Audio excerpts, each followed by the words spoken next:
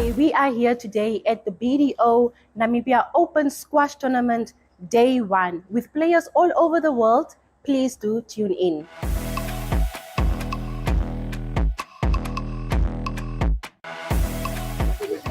Hi, my name is Sam. I'm from the Netherlands. I've been playing squash since I was like 3 years old. I started with training a lot. And then, now these last couple of years, I play a lot of tournaments all around the world. And I mean, I love how tough it is. And especially in countries like this, on altitude, it's like different on the longs. It's not always fun, but it's amazing. Just the traveling around, just meeting new people. The sport itself, the game, it's amazing. So I'm really looking forward to this. Okay, hi, my name is Blessing Mwati and I'm from Zimbabwe, currently based in the Netherlands. Traveled here 2 days ago. Pretty much excited to be here. I played this tournament last year again. Always looking forward to come back. Great weather, great people, good prize, and people here are generally friendly and I feel like home. Okay, so yeah, we'll on behalf of the BDO Namibian Open, my name is Stephen Berry, the chairman of Wanderers Squash and also in charge of organizing the event. Yeah, it's been an amazing ride, the biggest squash tournament in Namibian history. We've got 135 participants and we've got 247 matches. Out of that, 14 different countries are going to be taking part in this tournament with 40 different foreign nationals. So yeah, we're very excited. It's history for Namibian squash. And this is exactly what we want in terms of preparing our players for qualification for the Olympic Games in 2027, exposing them to some of the best players in the world. We've got numerous players within the top 100, top 150 in the world. So it's players that are going to be exposing Namibian squash players to a level that we've never experienced before. And yeah, it's something that we're just simply really, really excited about. And we can't wait for the public to witness this. Yeah, it's 5 days of a fantastic squash extravaganza. So we invite everyone to come and enjoy the squash with us. How's it? My name's Marco Himmel. I'm part of the organizing committee of the PSA Namibian BDO Open. Also part of the co-sponsoring ship. That's my role here, yes. Okay, as a sponsor, how do you feel about this event? Yeah, this event's been going to be good. We've built on many years of building this tournament up now, and we've really gotten the traction from many various sponsors, which has allowed us to make this much bigger. And the idea is to keep this growing and to keep impressing the squash community and really make squash a sport that is seen in Namibia as a viable option for people to turn professional into. Yeah. Okay, so the BDO Open, how do you think squash looks like? Say, in the upcoming 5 years, 10 years, how is the sport looking? So that's I think part of the big reason why we are here. So squash, we need to move up squash into the Namibian eyeball and the center of attention. So we want to move it and grow it for the juniors, especially. This is a benchmark for juniors to know where they're going to go and where we can pull them towards. So if we can move juniors in and get programs going, get schools involved to see squash as a regular sport. Squash is now in the Olympics. So we want to kind of move the juniors that they can progress this and see the professional side of it. Yes. Okay, thanks, man.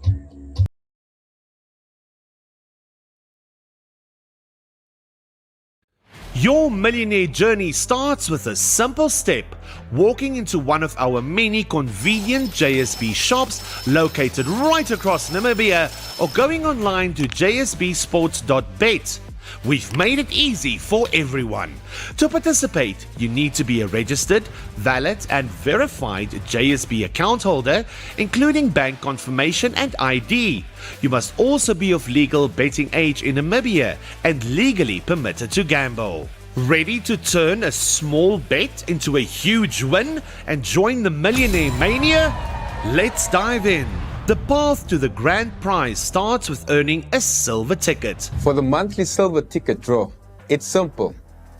Place a $25 or more sportsbook bet to earn one entry within the calendar month. Each subsequent bet of $25 or more earns you an additional entry.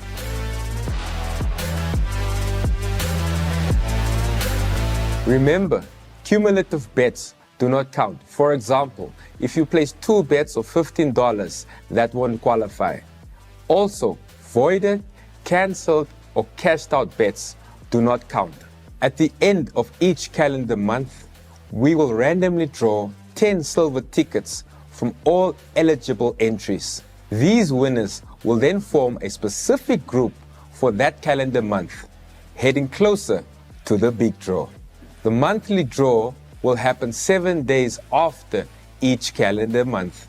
But that's not the only way to get a silver ticket or even a direct golden ticket. And some lucky participants might even win a golden ticket directly from a JSB promotion or a partner giveaway, granting them entry into the final prize draw, provided they meet activation requirements. To retain your silver or golden ticket for the final prize draw, you must remain active within each subsequent month.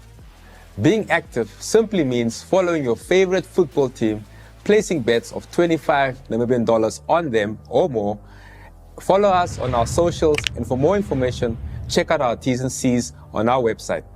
If you miss placing bets after retaining your silver or golden ticket, your ticket will then be forfeited and will not be redrawn.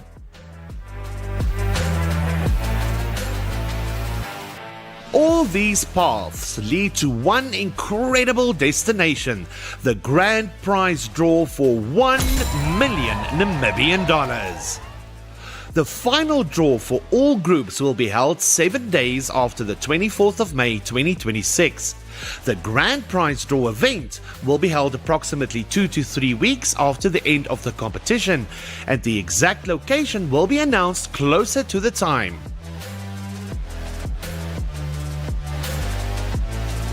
This agreement outlines your obligation to make yourself available for reasonable publicity, promotional activities for up to 6 months, but not limited to photo shoots, interviews, and video appearances.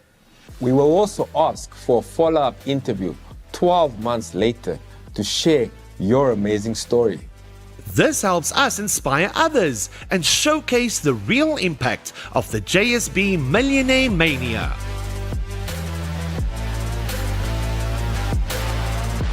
So, what are you waiting for? Visit your nearest JSB shop today or explore our convenient online platform. JSB encourages responsible gambling.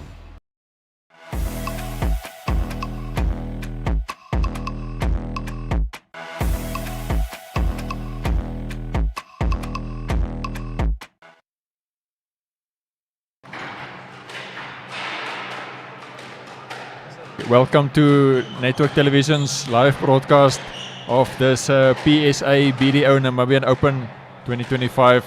As the organizers told us, the biggest squash tournament ever held in Namibia in terms of the number of entries and also the depth of entries, the level of competition that we're very much looking forward to. So warming up right now on the court, then the first 2 competitors on the BDO court here at the Wanderers Squash Club in Windhoek. It'll be Ali Tolba from Egypt. He's ranked for next week's Namibian Open. He'll be ranked in 7th position.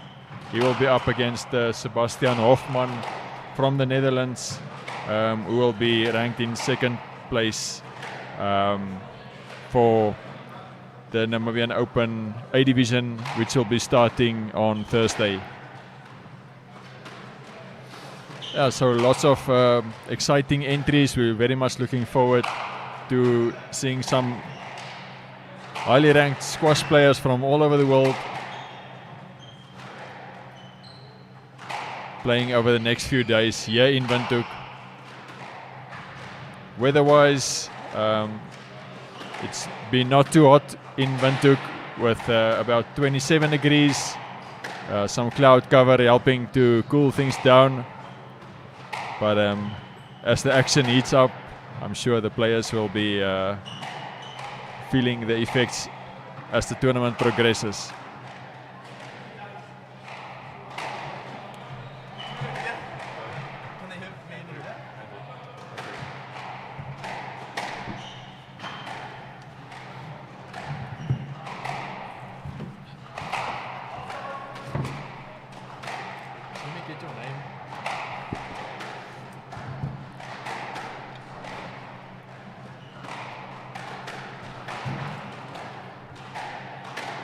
Okay, so I'm joined here in the commentary box by Rhys Evans.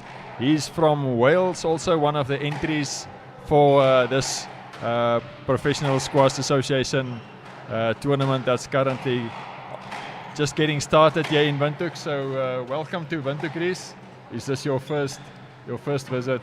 First time here, yeah, nice and warm, so a bit different to the UK. It's obviously about 33 degrees here, so just getting used to the altitude and everything. But no, it's been a good event so far. Obviously with the streaming, it always helps, for people back home watching and everything. So yeah, so far so good. Are there any players in the draw that you have met previously and that you have some history with? Yeah, I played the #1 seed, 2 feet, end of last season, and I lost 3-2. So. And yeah, like I say, there's a lot of good players here, like Devold. I train with him now and again in Sheffield. He's a great player, so yeah, few decent players. Okay, I'm guessing it's your first visit to Windhoek? Yeah, first time. Yeah, first time. Hopefully not the last as well. Okay, so when did you arrive? So I arrived Sunday morning. Yeah, so flew over Saturday night, and then so I had a few days here just to kind of recover, sleep and stuff. Yeah. Okay, so and a lot of steak. I've been eating a lot of steak. So you've been on the court once or twice so far? Yeah, a few times. Yeah, twice today just to get into it. Okay, it's been good. Yeah. Any thoughts on the court? Yeah, very, very bouncy. I think it's the bounciest court I've ever played on. I think it's going to be long matches here today. And this week actually. Yeah, it's going to be a lot of obviously tough matches, and it's going to be hard to kind of predict who's going to win really. Yeah, it's going to be. Okay, so these two guys warming up here, you don't know much about any of them, I'm guessing. Not too much, but I've seen the Egyptian Ali, is it? He was in a tournament in London, which I was in this week, and he had a few good results. He beat Ben Smith, I think it was 3-1 or 3-2, and he beat obviously the #2 seed for the tournament, Adrian Waller, or the #3 seed, sorry. So he's obviously going to be a big target for this week coming. He's had some good results, and looking forward to seeing him play. And obviously Sebastian Hoffman. He's based in Franzotten, one of the nicest clubs I think in Europe, and so yeah, it's going to be an interesting match.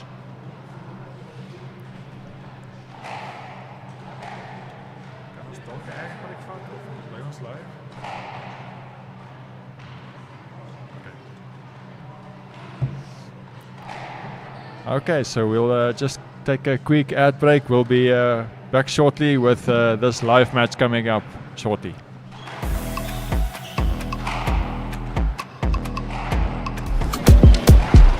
Dreams are becoming a reality.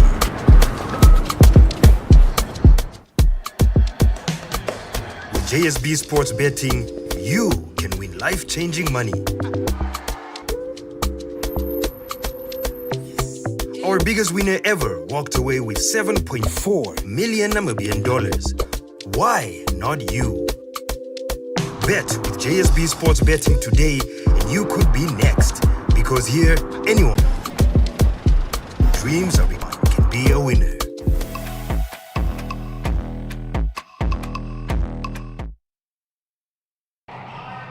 Here we go then, first rally. I think it's probably quite important in this tournament, especially with a really bouncy court, is that I think people are gonna start maybe a bit slower, kind of find the length a bit more, and then kind of take it in when they're a bit more comfortable. I think we're going to see a lot of kind of long, hard rallies to start here, in my opinion. Just getting used to the court, finding the balance and stuff on this different floor and everything like that. So it's going to be good.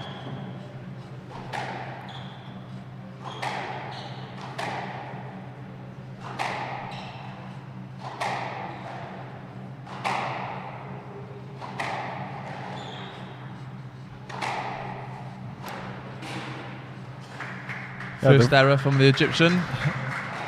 The first point of this tournament. Yeah, long rally, like you said.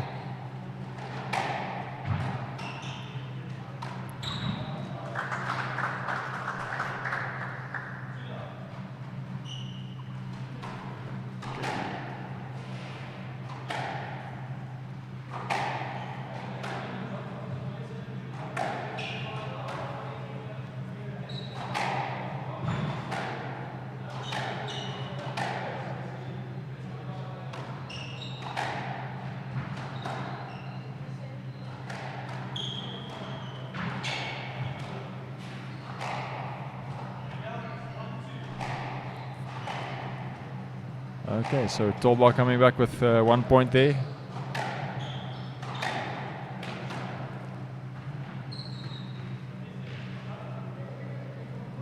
I think Sebastian's going to have to play kind of a boring traditional game here to force a few errors from Ali, I think.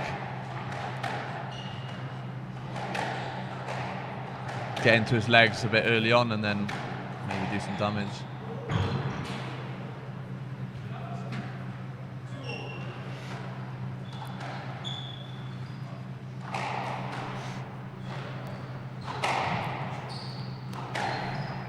So Risa, looking at the draw for this PSA tournament, the first 2 days, are there any names that you are looking forward to seeing in action? Yeah, obviously, I'm not really sure who I'm going to be playing tomorrow, but I think, two good players. Another guy from the Netherlands who's top. He's one of the top, one of the better players in the Netherlands. So it's going to be, I think, some long matches. I think Sam Garretts. Sam Garretts, that's the one. Yeah. I think it's a 2-0 lead for the Egyptian.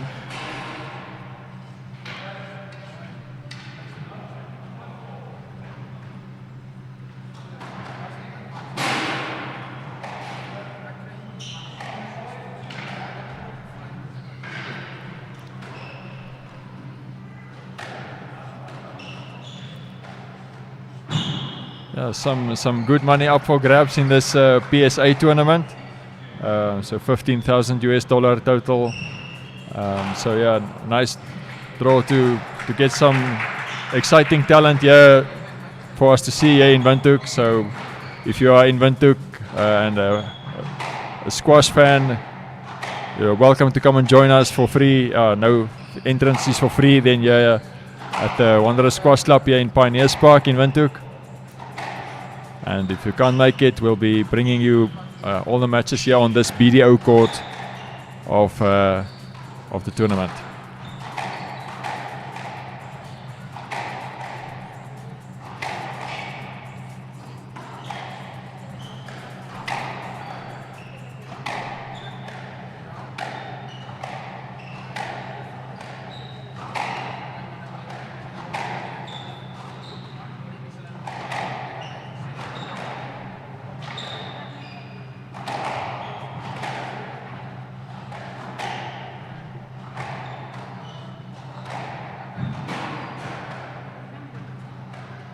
So hard to have play a winning shot on this court, right? So hot and it's so bouncy.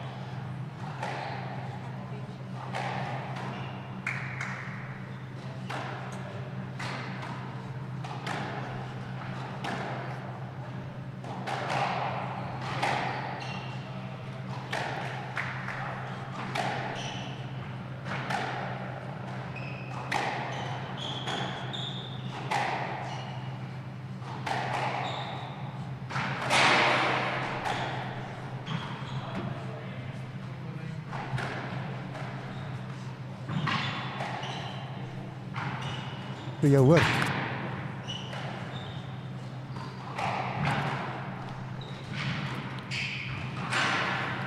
So the winner of this plays the #1 seed, right? 2 feet. Oh yeah, that's right. Yeah, so the #1 seed in this tournament, Tufik Mekalfi from Egypt. He will then be playing tomorrow evening at 8 o'clock against the winner of this match.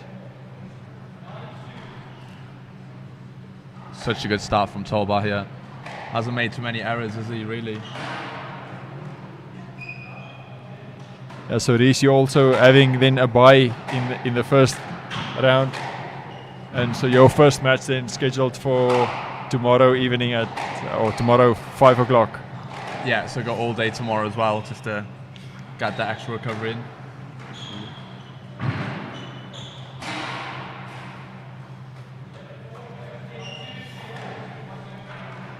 Game ball here first. Quite a quick start, right? Not too long.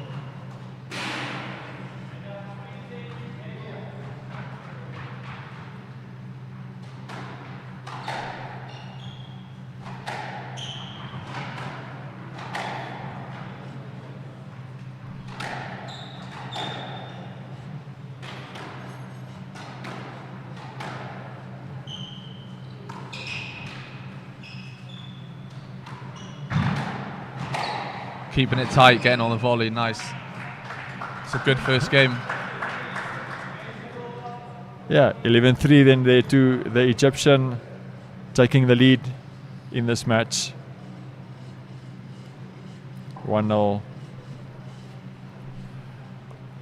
Are you also staying for the Namibian Open starting on Thursday? I don't think so, no. But hopefully I get through so I don't kind of have to play it. But I think I'm here till Sunday anyway, so whatever happens, gonna enjoy a bit of Namibia as well. Okay. Make the most of the sun before heading back to the UK. Are you planning on going anywhere outside Windhoek during your time here in Namibia? No plans yet, but we'll see how I get on, and then go from there. Really, yeah. Okay, no so with us here in the commentary box, Reese Evans, the number 4 seed in this PSA BDO Namibian Open tournament. He'll be awaiting then a match to be played later on today between Sam Garretts from the Netherlands and Ahmed Albashuti, who is also an Egyptian.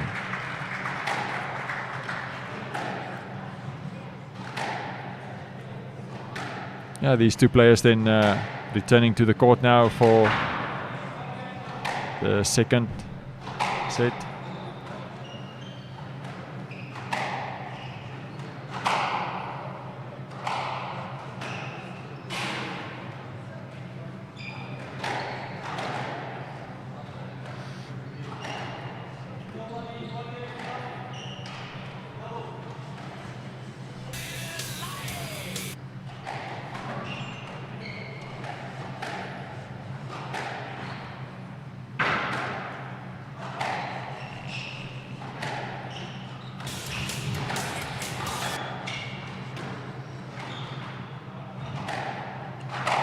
I think Sebastian has to tighten up a bit here, right? Going in the front, he's a bit loose, giving a lot of opportunities to this talented Egyptian. Needs to use the lift a bit more, get him moving and a bit, use the hold.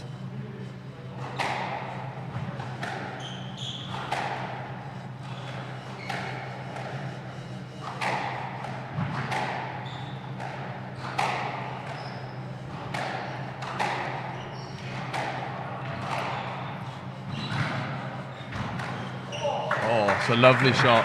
Shot of the tournament so far, that one. Straight in the nick. Can't leave it there. So the crowd slowly growing here in Windhoek at the Wanderers Squash Club. We've got some exciting matches still for the rest of the day. Oh, another one, 2 in a row.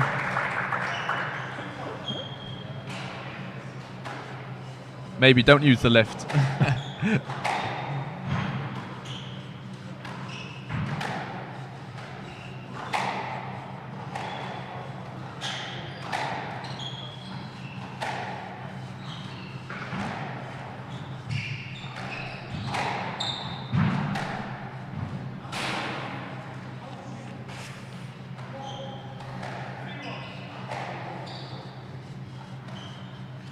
What's your thoughts on this match so far? Yeah, I think the Egyptian definitely showing some of his experience.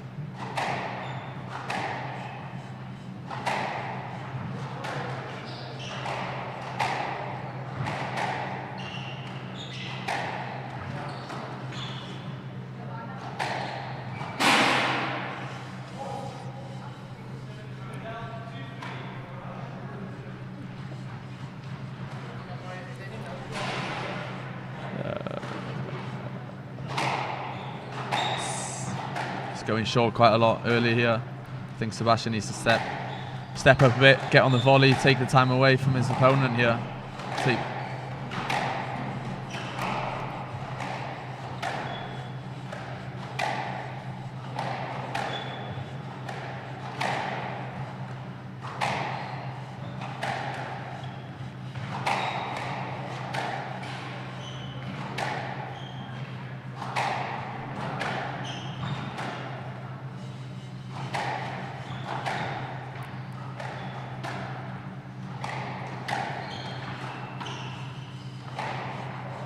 Oh. So tactically, would you try and make your opponent run as much as for sure. So I think against like these maybe the Egyptian styles, when they're taking it in quite a lot, I think your line and length has got to be very good, but obviously using the hold to get them moving a bit more, and just taking time away from them and stepping up to volley. Like, I'd like to see Sebastian step up now a bit to volley, take time away, and not be kind of one pace, and find his length a bit better. 5-2 here. Nice lead again in this second game.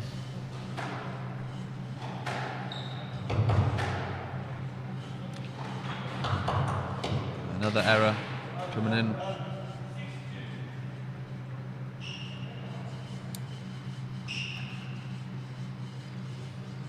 Systematically maybe taking the match away then from his opponent.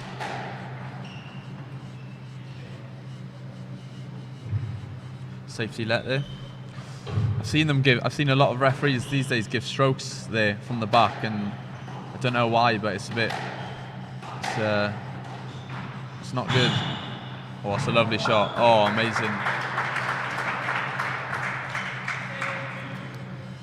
It's fast into them front corners.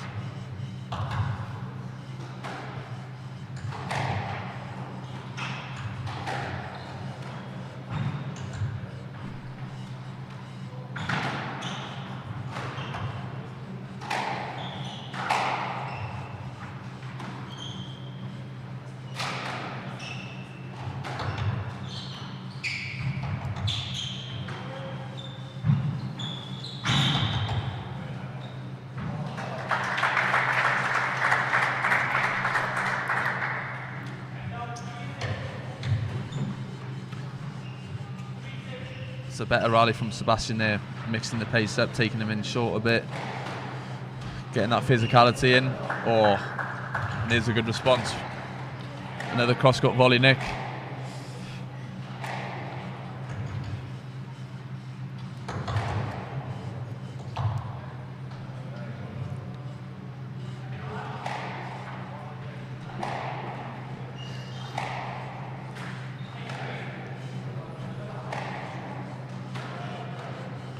...20 minutes into this first match. Quite a short match, right? Not too long so far, but... Yeah. It's going at a good pace so far.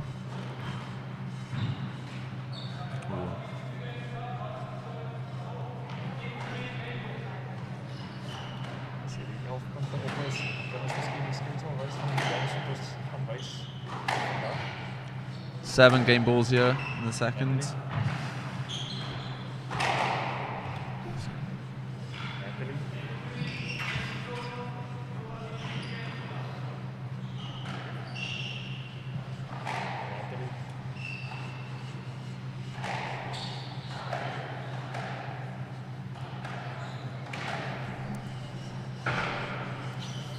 Well, there you see, only 16 minutes. 8 minutes for the first one and 7 for the second.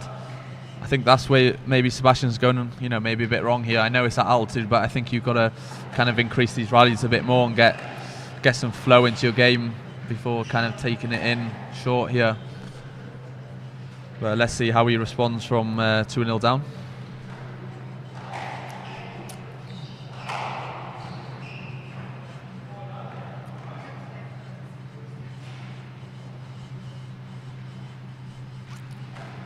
Yeah, so the PSA BDO Namibian Open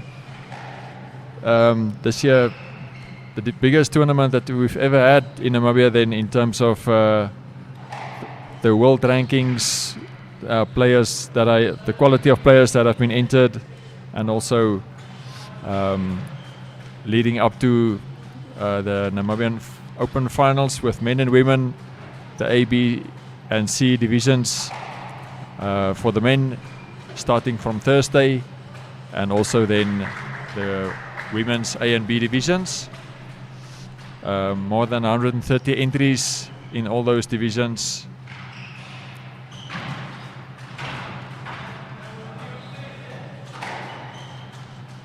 Yeah, some of the professionals that will be staying and competing in that tournament.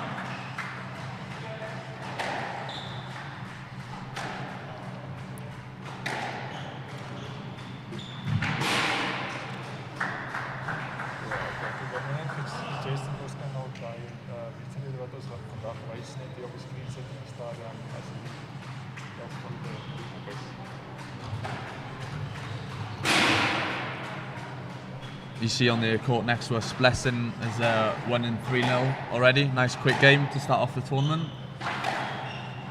He'd be happy to get on and off, ready and fresh for tomorrow.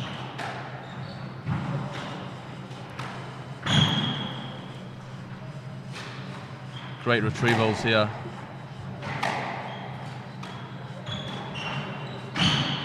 Oh. That's better from Sebastian. You can see himself, he's a bit frustrated in himself because he's kind of not got going yet, has he, in these first few games. It's another cross-court volley, Nick. It's a stroke. Yeah, it's a good call from the referee. Didn't clear the line. Is it to play?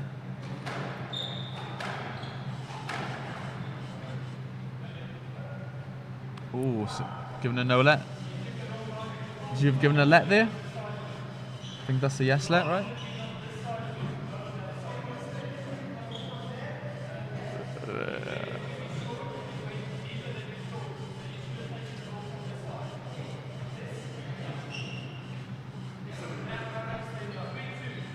I think the ref's on about is taking the wrong line, but I think he was there to play. I think that's just a safety let.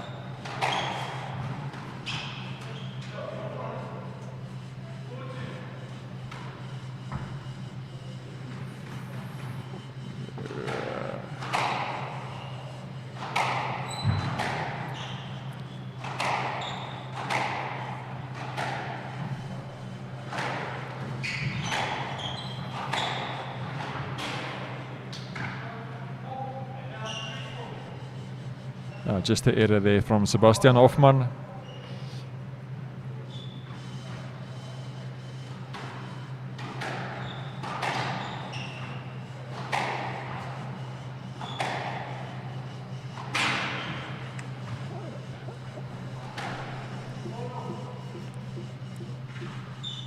I think now is an important time for Sebastian to get back to his proper game, and otherwise it's gonna, I think, go to the to Tolba's.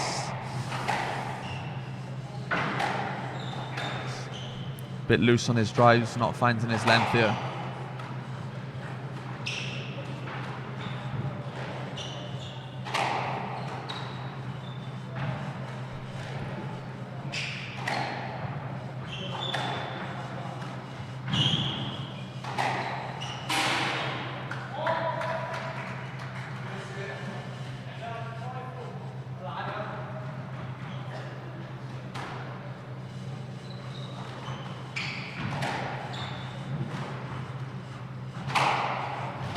He likes that boast. I think he's playing a bit too much, giving Sebastian a lot of opportunities here, and you can see in the scoreline, 6-4. It's an important part of the game.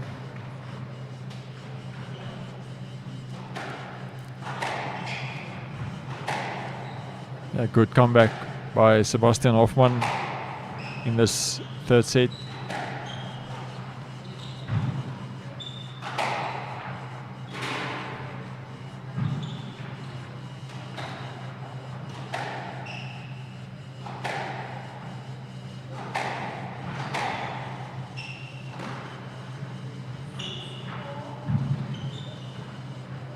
Just stayed in.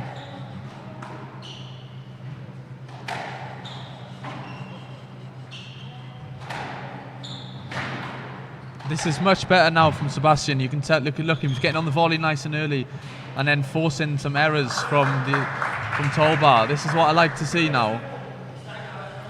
Not giving him much opportunities and keeping it nice and straight and looking to hunt that volley.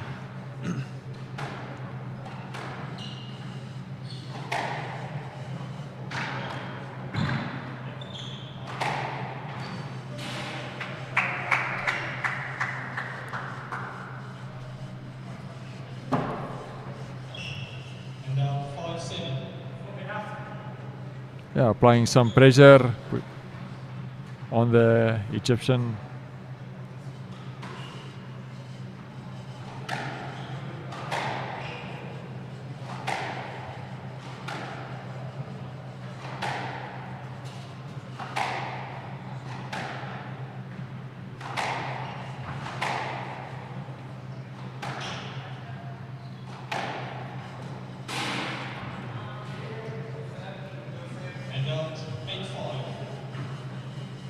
Few errors from Tolba coming now.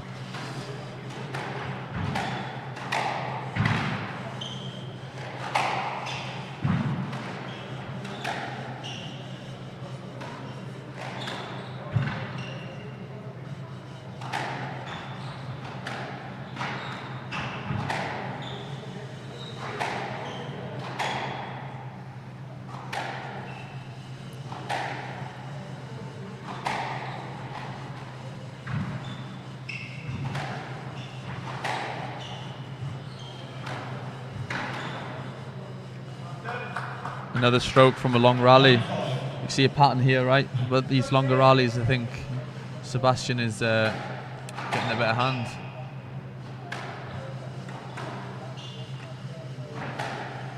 I think we see a fourth set come into you. Yeah, it looks yeah, like that's gonna be on the cards.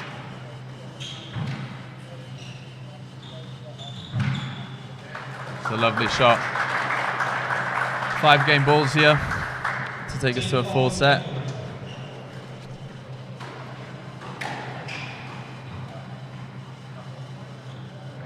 Oh, it's a lovely shot. And now 16 game ball.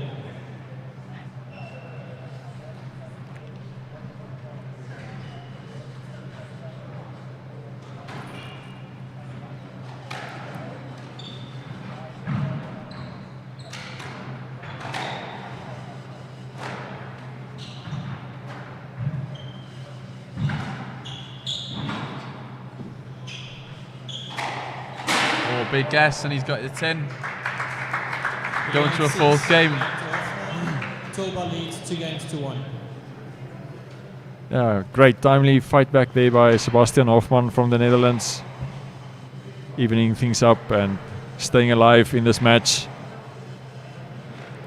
taking the third set.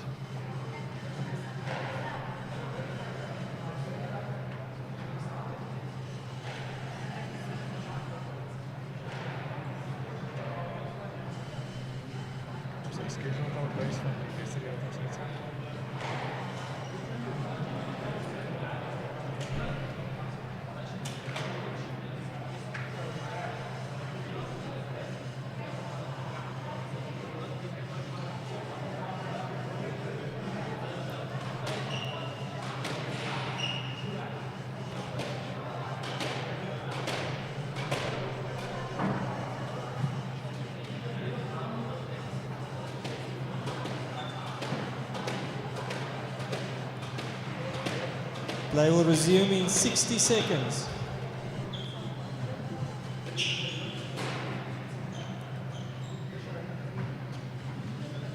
Can see Blessing straight off the court into Sebastian Hoffman's corner. It's always nice to have the backup of your mates in these tournaments in between games. Always helps.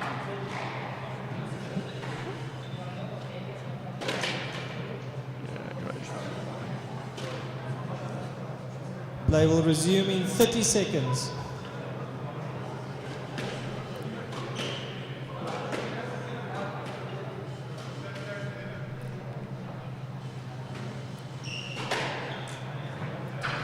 Fifteen seconds.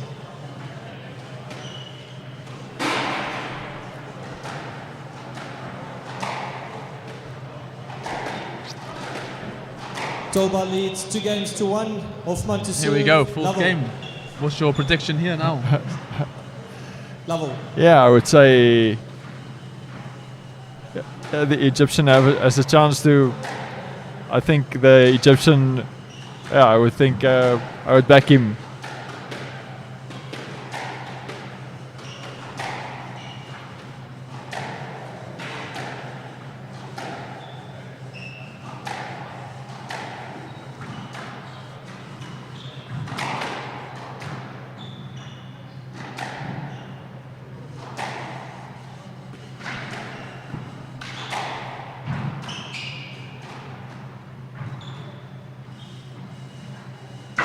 Oh, it's a beautiful lob.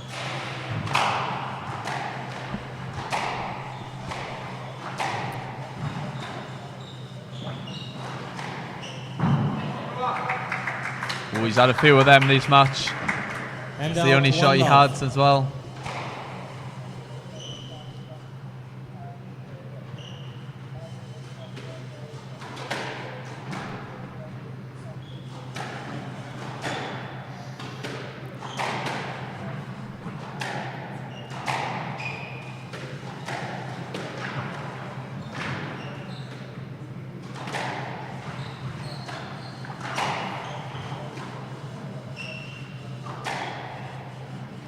The ball, as you can see, is so bouncy on there. Too low.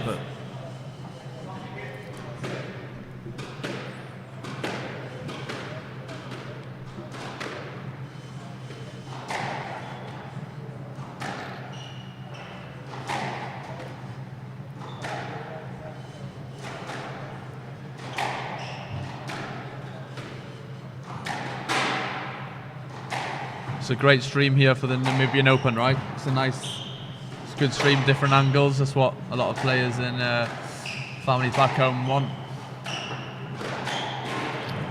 Yeah, so Reese, did you just join us from the UK? Did you just arrive from the UK? Yeah, in UK. Yeah, I came from UK. I'm initially from a place in UK called Wales, but now I live in Derby, United Kingdom. Yeah, so I came from there. So a long way, but obviously worth it.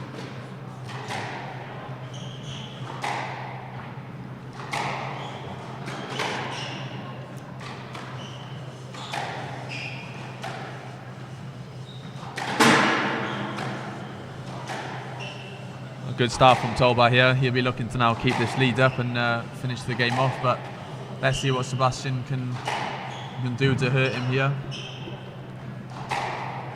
It's not been the longest of matches, so I think both of them will have a lot more in the tank to go yet.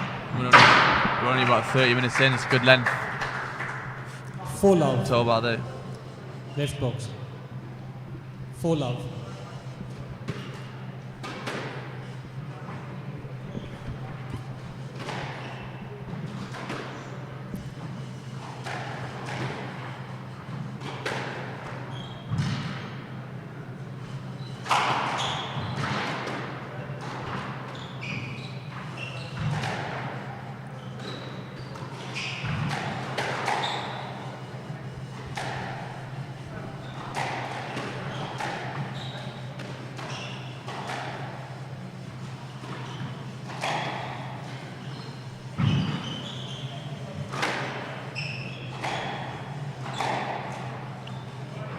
Oh, it's a lovely shot from Sebastian. Trying to pump himself up here as well. 1-4. I think Tolba is in college, right, in America? I'm pretty sure. I'm not sure if you know any. Okay, no, then. Yeah, I'm not sure. I think he's in. I'm not sure if he's in Trinity. I'm not sure. So I think he's just kind of starting more on the tour, but he's obviously such a talented player with the racket. I think he's going to jump up the ranks quite quickly, and I think he's proven that in his few last tournaments, beating a lot of players, and he'd be hoping to get a few good matches in here as well and a few good wins. So it's a really nice straight drop. He's so good with the racket, so for Sebastian, I wouldn't be boasting as much and giving him too many opportunities at the front. I think I'd be, you know, taking him in short but straight more, so he doesn't have that kind of too much opportunity of angles to play with, because he's obviously finding the net quite comfortably out there.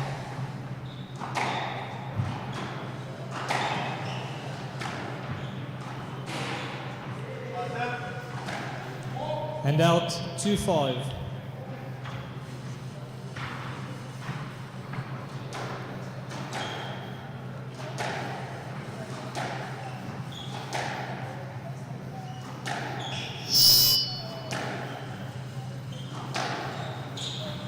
That's a stroke ball. Yeah, it's a good call from ref. 3-5. Just clipped the sidewall there from Tolba.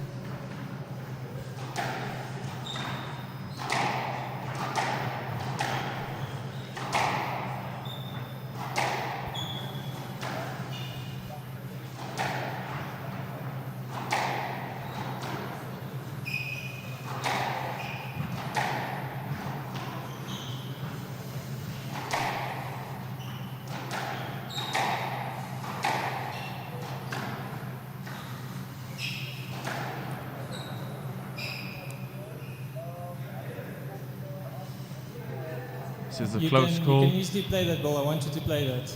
Okay. Yes, Nate? 3-5. Given a safety let. It's probably the right call, but I think Tolba could have played this ball. I think he was looking for his opponent and looking for a stroke there, I think.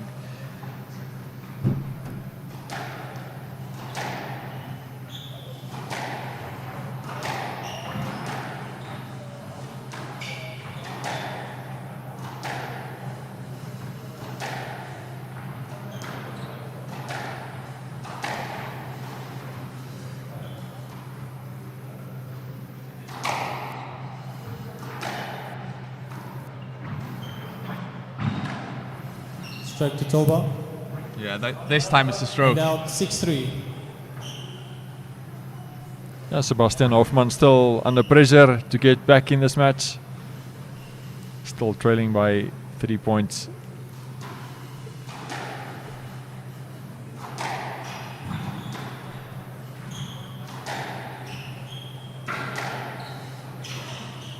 Out.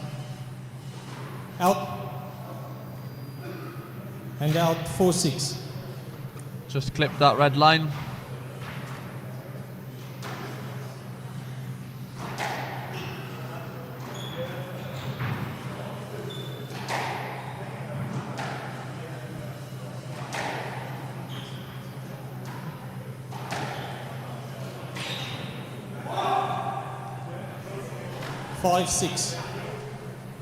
Trying to get himself going, Sebastian here.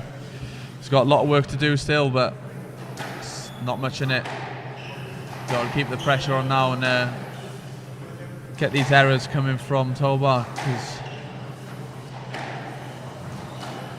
with the altitude. I think it's was it 1,600? Is it? Yeah, more or less. Yeah. So it's obviously tough on the lungs, so tough on the old chest. So that he's not going to want too much long rallies here.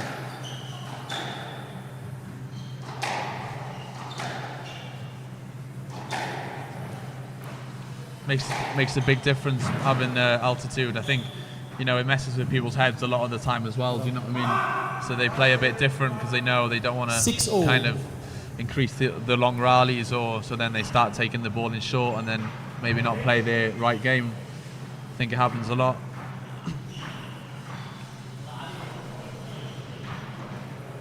With us here in the commentary box, Rhys Evans from Wales, the number 4 seed in this PSA BDO Namibian Open, joining us from Wales. So yeah, Wales also, of course, well known for being a rugby country, just like Namibia. Yeah, we also, of course, have the fact in common that we had Phil Davis, Welsh legend, that was coach of Namibia for 2 World Cup cycles, leading up to 2019 and also 2015. Yeah, so Phil Davis, that is now one of the high up in the rankings of world, with working at World Rugby. The Welsh are everywhere in this world.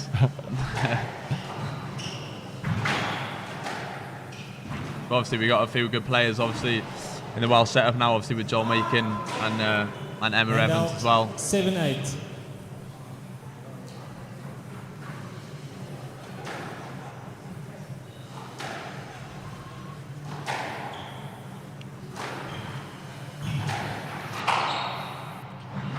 And shout out to Emma Evans. It's his 29th birthday today, so he'll be celebrating somewhere nice in Wales. So yeah, shout out to him.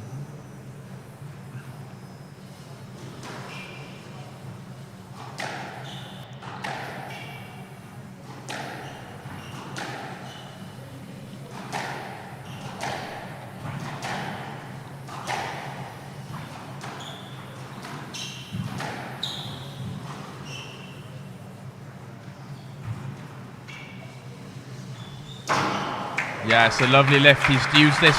He's used that lift a lot this match. I think he's getting the right height, and it's been hard for Sebastian to get it back. So 3 match balls here for a good victory on day 1. I can see a cross-court net come in. There's something special coming here to finish.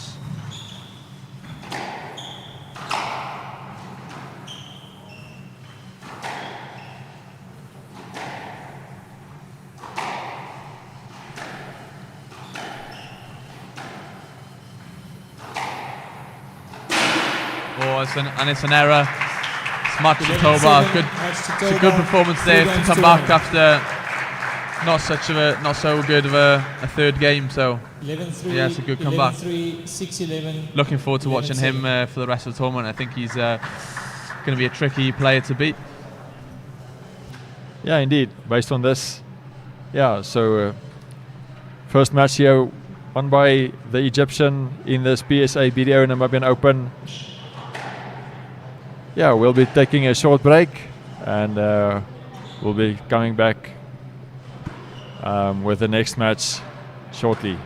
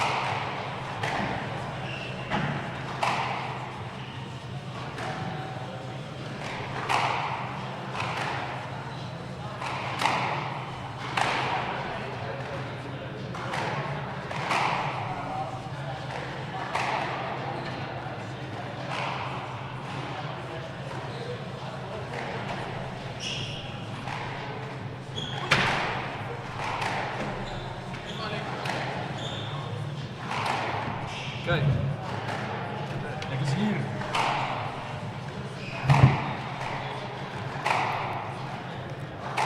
I say, there you have it. The first result then, first match won by Ali Tolba from Egypt against Sebastian Hoffman from the Netherlands.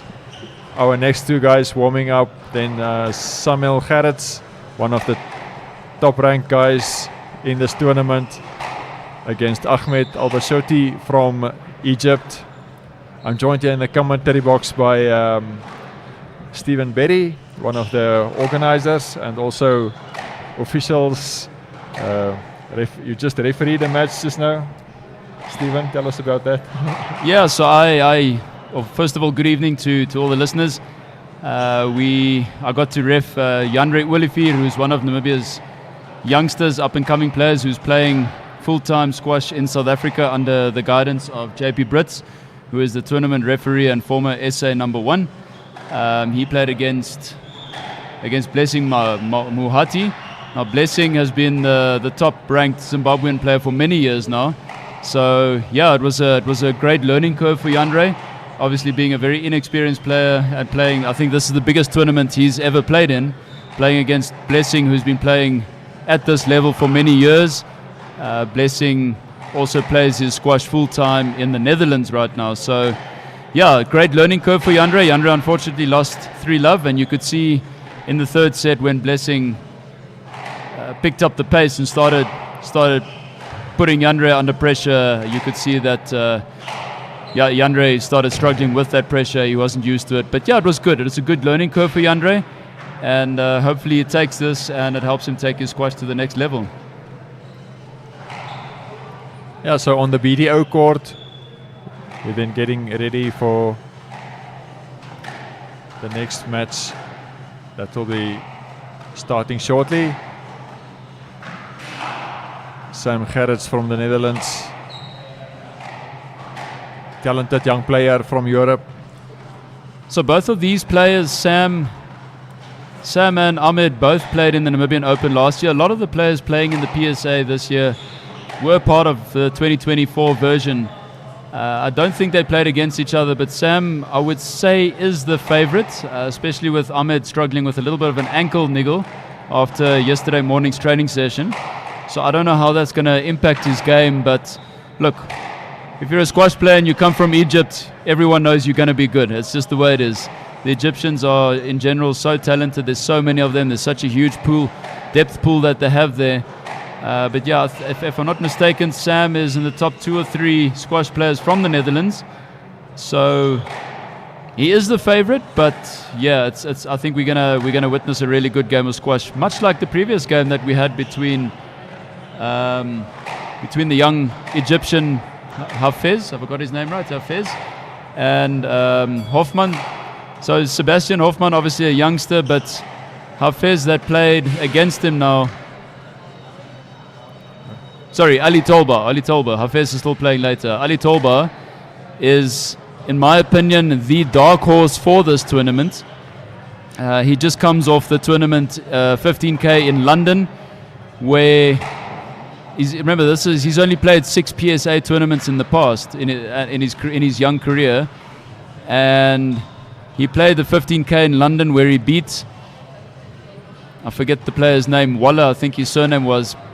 Beat him in the first round, who's a top 50 player in the world. Now remember, our top ranked players in this tournament was Diewald, who's 69 from South Africa, and 66 Taufik from France.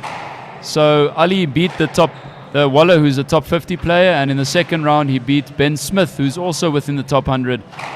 So even though Ali's ranking is only 265 roundabout now, his rankings are going to skyrocket after the results from last week. So yeah, I think he's definitely a dark horse in this tournament.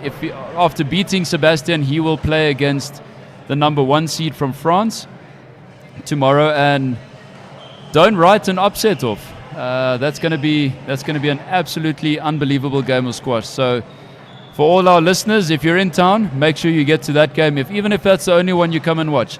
Ali Tolba against Taufik from France, who is number 66 in the world. It's going to be an absolute humdinger.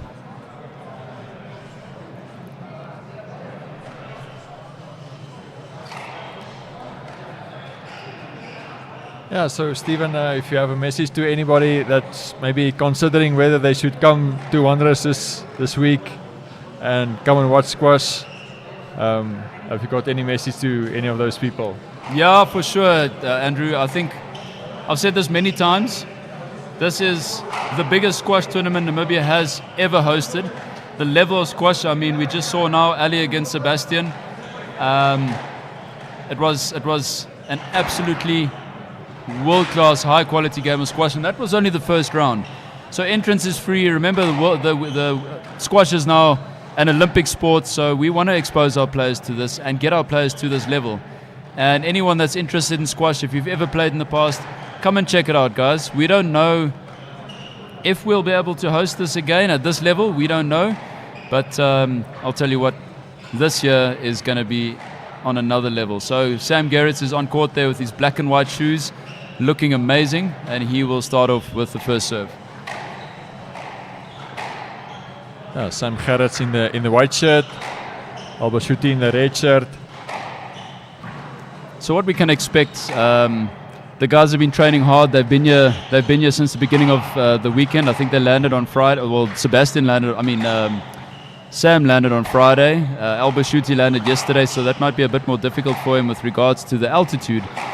But the ball is a lot more bouncy. I was speaking to Reese, who was just commentating now from Wales, Reese Evans, and he told me straight up, he's never played in a country where the ball bounces like it does in Namibia. So that means we're going to have long rallies. It's going to be hot. It's going to be sweaty. It's going to be tough. And there's the first tin there. So, yeah, it's going to be a lot of tough squash, but Sam has played himself in. They're going to work each other out. They're going to play long rallies. They're going to find each other's weak spots. And you'll see the second game will change, the third game will change. And they will, once they think they've found their opponent's weak spot, then they'll start attacking that. But for now, it's going to be a patience game. It's going to be a game of chess. And they're just going to wear each other out and see how many miles their opponent's legs have. Because, as I say, 35 degrees, extremely hot, 2,000 meters above sea level. These guys aren't used to it, so they're gonna see what their opponent can do and if they can handle it. Great length there from Albashuti as he hits the back nick. So we have just replaced our floors, the brand new floors at Wanderers. And that obviously means that there's a lot more grip on the floor. The ball doesn't shoot through. It's now gripping and bouncing up. And Albashuti played a perfect length there. The ball died in the back corner. And Garrett's obviously unable to get that out. And that's what the guys are going to want to do. The more you can hit the back glass at a good length, the better it's going to be for you.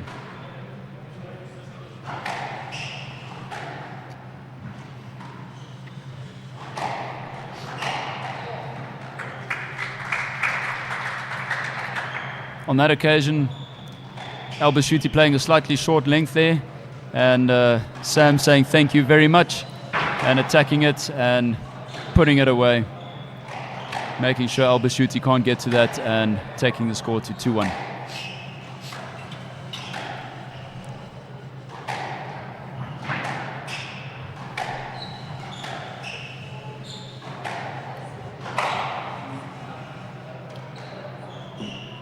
Albashuti asking for a let there.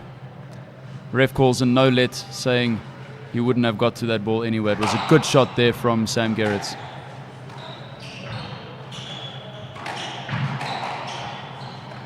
That's a bit loose there. He might get a stroke. Yeah, stroke ball to Albashuti. So for the listeners, if you don't understand that, you've got to be able to play the ball. That ball from Sam was loose, and Albashuti was unable to play the ball, meaning he gets the stroke and essentially winning the point. In these challenging conditions, the guys are going to tire out very quickly, so you will notice them challenging the referees and putting them under pressure to hopefully make calls in their favor. So we're going to see a lot more of this as the tournament goes along. Yeah, so Sam Garretts from the Netherlands. I just checked out his personalized website with his name during this week, and making no secret of his ambitions to qualify for the Olympics, saying he's been playing the game since he was or been exposed to the game since he was in a stroller, watching his dad play, and fell in love with the game from a young age. Yeah, and that's what's very important, you know. So many people in a small country like Namibia. That's a fantastic length there by Sam Garretts as he takes the score up to 6-2. Yeah, so many people you'll notice at Wanderers Squash Club. I mean, Wanderers Squash Club's got 130 squash members, so we're a very big club in terms of our numbers. But a lot of those players are retired cricket players, retired rugby players, you know, when they can't play their normal sports. But those guys that play squash as a social sport now, a lot of them have got, oh, that'll probably be a stroke. Sam arguing with the ref, saying no, he could have made more effort, but the ref saw right through that one. And you'll often see that those are the guys whose children grow up next to the squash court and become really good squash players. The earlier you start, the better. My daughter has just started with her junior program here at Wanderers. She's 8 years old now, but she started when she was 7 at the beginning of this year. And the bug's bitten, she loves it. And there's a lot of the children at the same age that are taking part as well. So we're very excited about the future of squash. We just need to keep those numbers up because we have got a very healthy number of juniors that are currently playing squash right here at Wanderers Squash Club. Obviously that goes around the country as well. Klein Windhoek, that's a fantastic length. And you'll see there from that shot, the fist pump, as Sam shows how important this is to him, but how important it is to get that length right. If you can get the ball to the back corner, struggle to get the ball out, then becomes very challenging for the opponent and gives you that advantage.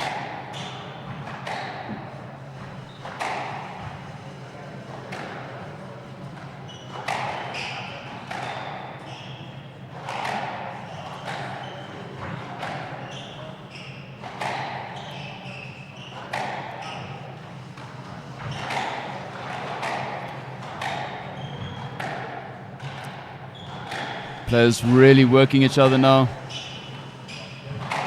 See, even when he takes the pace off for that drop, if they were playing in Europe or somewhere at a more coastal sea level, that would have actually been a very good drop. But the way the ball bounces now, if you don't get that drop 100% perfect, you're immediately under pressure. You saw that ball bounce nearly shoulder height now.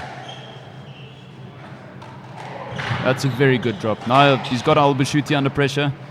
Let's see if he can get himself back into the rally.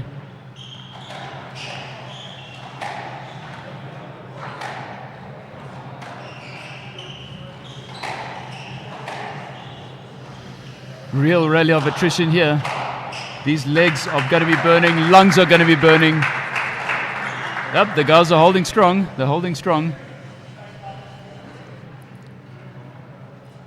But yeah, for the guys that aren't used to the altitude, the dry air that we have, the heat, those lungs are clapping now. They're burning, and they'll really appreciate that 2-minute break. Yeah, still the first set, of course. Still the first set, yeah. Sam Garretts showing his skill and his class, taking the lead to 9-3 now.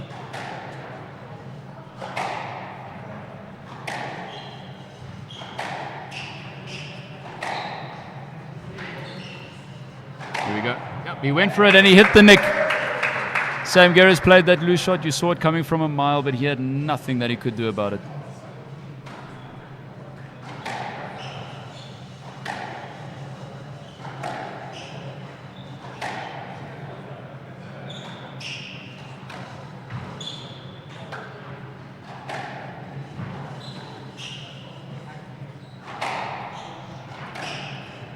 Such a treat watching players of this level for us Namibians who never get exposed to this level of squash, and to see what these guys can do and give us as Namibians an idea as to where we can get to. It's a great shot, nice tight drop shot, right in the backhand nick, nice and tight, and he takes the set 11 points to 4. Thought the scoreboard was right, so the players had it wrong. The score is 10-4, and it's game ball to Sam Garretts now.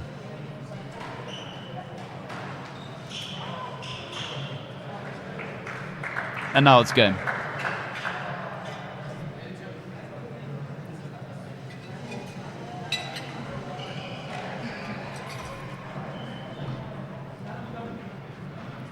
The 20-year-old Sam Garretts from the Netherlands, putting his mark on this match early. 10 minutes for the first set. In this round of 23, round of 32 in the PSA BDO Namibian Open. You'll see on court there, that's how we keep our juniors involved, keep them excited. It's not child labor, guys. It's just the little kids. They are getting paid, keeping the courts clean, wiping all the sweat off, making sure the grip is as grippy as possible.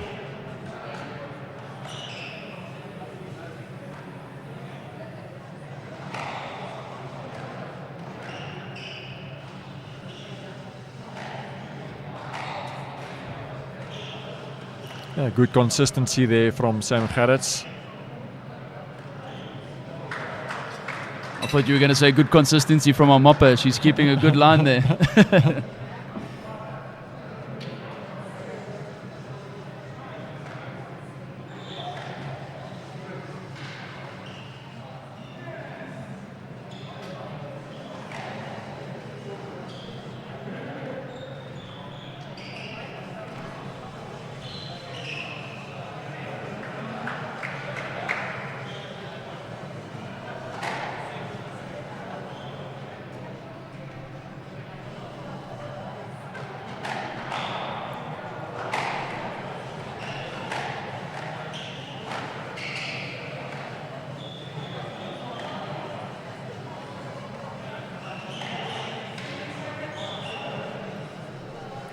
So in putting this tournament together, Stephen, did you reach out to individual players, or did they just respond to the tournament being on and word of mouth and all those factors? Yeah, Andrew, a little bit of both.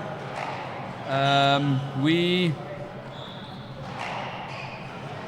think almost all of the players that took part last year, the 2024 version, are taking part again, or they've entered. And word of mouth spread. I'm sure a lot of the people have heard this, but we've got 14 different countries taking part in this event, 40 different foreign nationals overall. So the PSA, when you host the tournament, the PSA put it on their website, and the players that are registered with the PSA follow the links and they see the entries. Obviously, all the players that took part last year, a lot of them couldn't qualify because obviously this is a much bigger tournament, so their rankings weren't high enough. But yeah, it was. I think it was a no-brainer for a lot of the players. It's a 15K in terms of world rankings. They get a lot of points for this, so we didn't really need to approach too many players. For the A division, which is just for the players that don't participate in the PSA, which starts on Thursday, look, a lot of those players did enter for that, but we were fortunate enough to get a fantastic sponsorship from BDO South Africa of 45,000 Rand, Namibian dollars, to bring up 4 of South Africa's best players. So on the Fabu Farm court right now, we've got Miguel playing against Yuri Hoopers from Belgium. And Miguel is Western Province #1. He came up. He was one that I reached out to. I know the quality that he has. And then just to increase the lady level. So we've got Danae van Sail, who lived in Windhoek for quite a few years. She's moved to South Africa. She's a 2-time South Africa under-19 champion. She'll be coming up. Shalomi Truter, also she's from Joburg. And then Alexa Cummins, most people might still know her as Alexa Fuller, from South Africa. She doesn't play on the PSA circuit anymore, but she reached a world ranking of 21 in the world. And so those are the players that we reached out to. A couple of my friends from South Africa, I sent them WhatsApps and I said, right guys, don't forget to enter, and they did enter. So I don't know if they entered because of me contacting them or if they were going to anyway. So guys like Luke van Vieren, John Anderson, Dean Fenter. So we've got some amazing players that have come up that are also playing in the A division and not only the PSA division.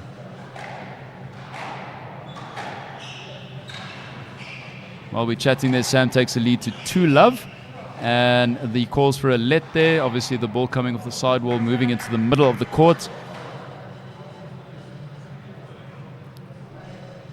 They had quite a long rally for the previous point.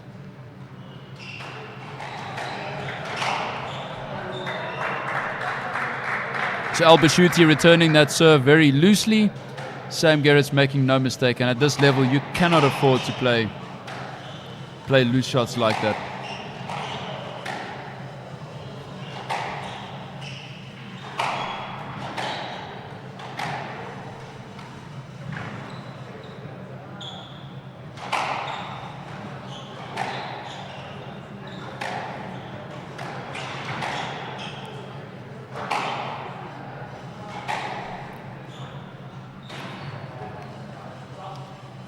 Albashuti losing his patience there. It's obviously probably also a little bit of fatigue for, he only landed yesterday where Sam Garretts arrived on Friday already, so he's had a few, or Saturday at least, so he's had a few days to acclimatize, train.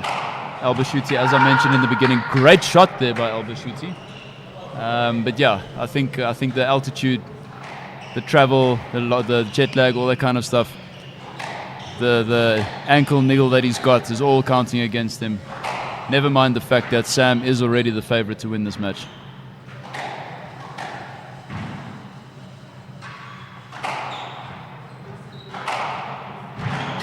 Oh, it's a very tight shot there by Sam Garretts. Albashuti struggling to get to that ball, keep it up, and Sam takes his lead to 5-1. I must say one thing that's for certain is the way that the online screen doesn't do the watching the game live justice in terms of, if you watch it on screen, it actually looks like an easy game, doesn't it, Andrew? You could probably play if you look at this, right? But if you watch them live next to the court, you realize how fit these guys are, how fast they are, how accurate they are, how athletic they are. And these are players that aren't even in the top 100 in the world. So it just shows you the level of squash. The quality that these guys have is absolutely phenomenal.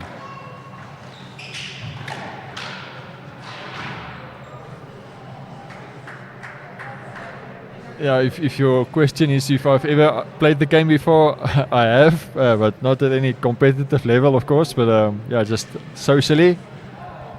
Yeah, so just to get an idea. Yeah, I agree with.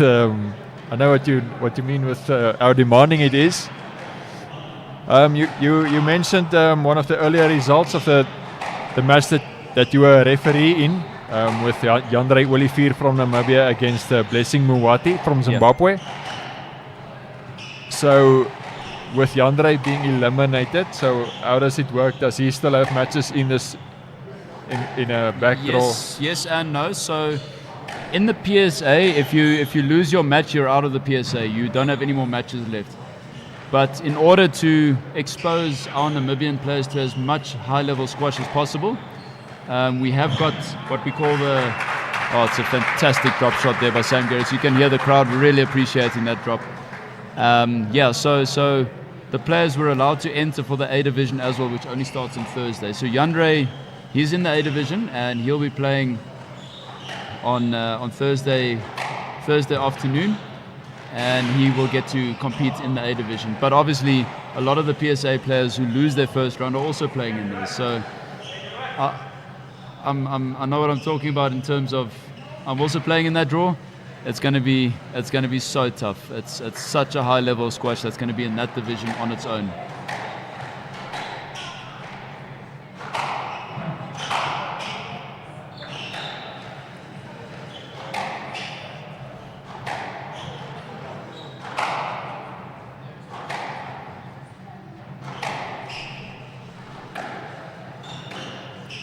So to all our listeners, all our Namibians, whether you're in Walfish Bay, you're sitting at home in Windhoek, any of the foreigners that might be listening from South Africa or Egypt or supporting Sam, or that'll be a stroke, supporting Sam, so you might be from the Netherlands, follow us on our Facebook page. You can give us some comments, what you think of the commentary or the squash or what the courts look like or anything that you want. Maybe you want to give a shout out to someone. So we encourage each and every one of you, stay nice and active, tell us what you think of the squash, and let's hear what you have to say. Yeah, and let us know where you're watching this from. Sam, definitely you can see the frustration there, not happy with that tin. It was quite a basic shot there, wasn't under too much pressure. So yeah, he won't be he won't have enjoyed that shot. That takes the game to 6-all, and that brings Albashuti back into the set where it looked like Sam Garretts was running away with it at 5-1 at one stage. He definitely won't be happy with letting that one go. So let's see if he can get his focus back. We always say squash is like a game of chess, bit of cat and mouse. You've got to outthink, outsmart your opponent, because at this level all the players are fast. They're all athletic. You've got to outthink your opponent and put the ball in the right areas and make your opponent work as hard as he can. The harder he works, the more you're going to tire him out. And the more you tire him out, the more it's going to benefit you.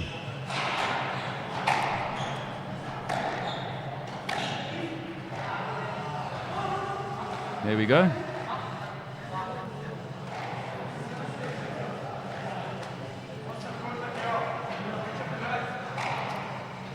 Sam Garretts edging ahead in the second set, having already won the first set.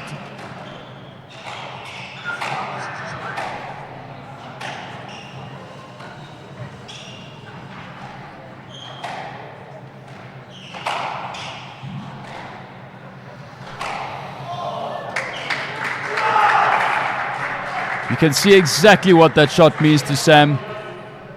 Crowd loved it, he loved it. Sam complaining to the ref about Albashuti not passing the ball back to him but hitting the ball away from him. Generally a sign of tiredness, a bit of fatigue. Looking for an extra second or two to sort of catch your breath and have a rest.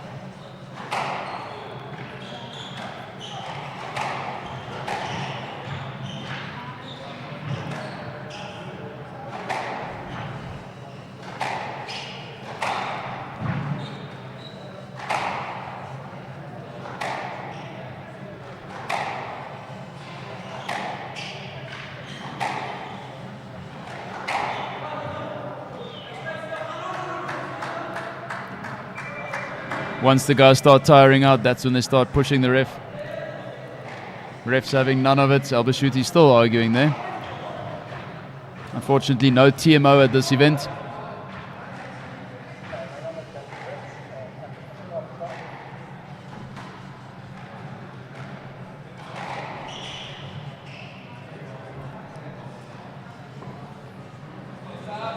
So, Stephen, would you like to tell us anything about your expectations of the Namibian entries in this tournament?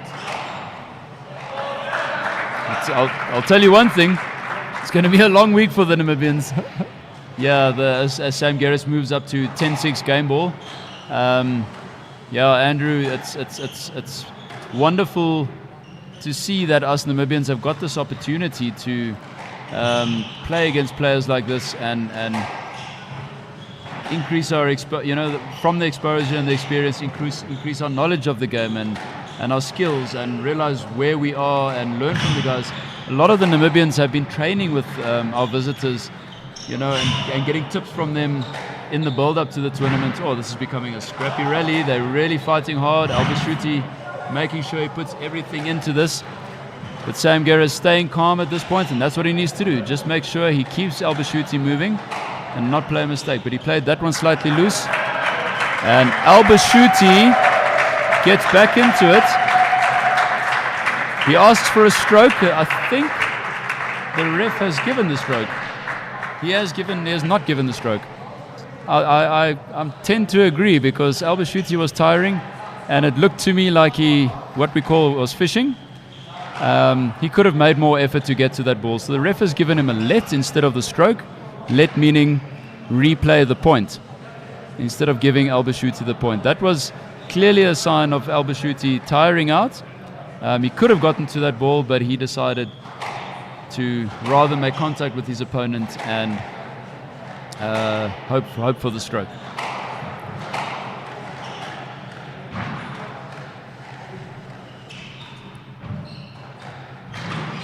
Very tight. Oh.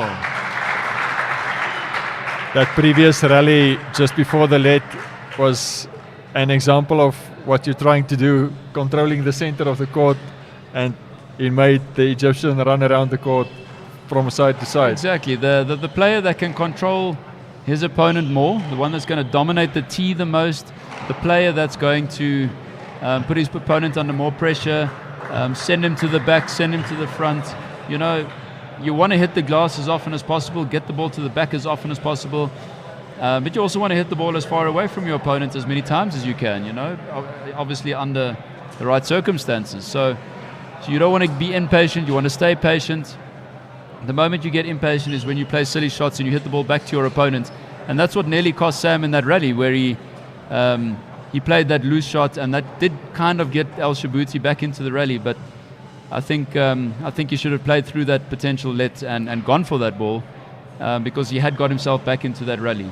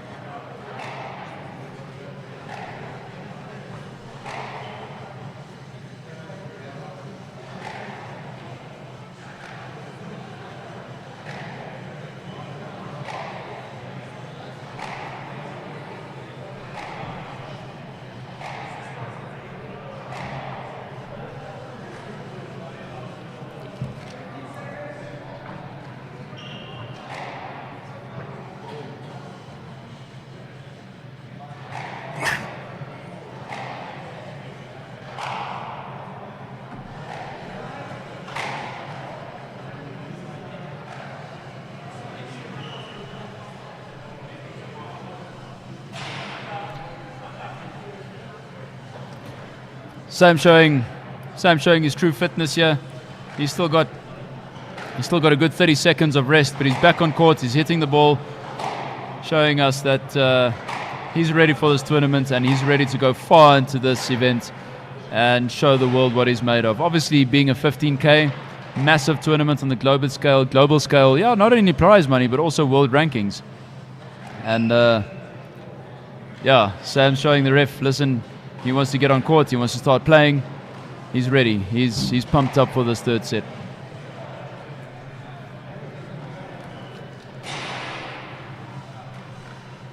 Yeah, so the number 1 seed for this tournament from France. I saw him earlier skipping rope, jumping on a skipping rope earlier before the first match. Yeah, so tell us a little bit about maybe what you know about Tufik McAlfee from France. Andrew, I don't know a whole lot about him. I met him yesterday for the first time. What I can tell you, heck of a nice guy. Willing to hit with anyone, very friendly. But when you see him training, the speed and agility on the court is phenomenal. Look, if you reach the top 100 in the world, you know this guy can play squash. And he's now 63 in the world. I've seen Dewald van der Kerk playing squash. I've played against Dewald van der Kerk in competitions. And for him to be above Dewald tells us that he's something special. And him and Dewald have played each other. I think they've beaten each other twice each, if I'm not mistaken. So, yeah, look, he's an interesting character. As you can see, he's a short guy. He's only 61 kilograms, 171 centimeters. So he's a small guy, but his mobility, the way his speed that he has on the squash court is really something to behold. We're not going to be seeing him tonight as the top seed. He's got the privilege of having a bye, so he'll be playing tomorrow against Ali Tolba. Now, Ali Tolba, as I mentioned at the beginning of this broadcast, I think is a potential dark horse of this tournament. He's got the potential to beat Taufik Mefkali, and it's going to be an absolutely amazing match tomorrow night at 8 o'clock.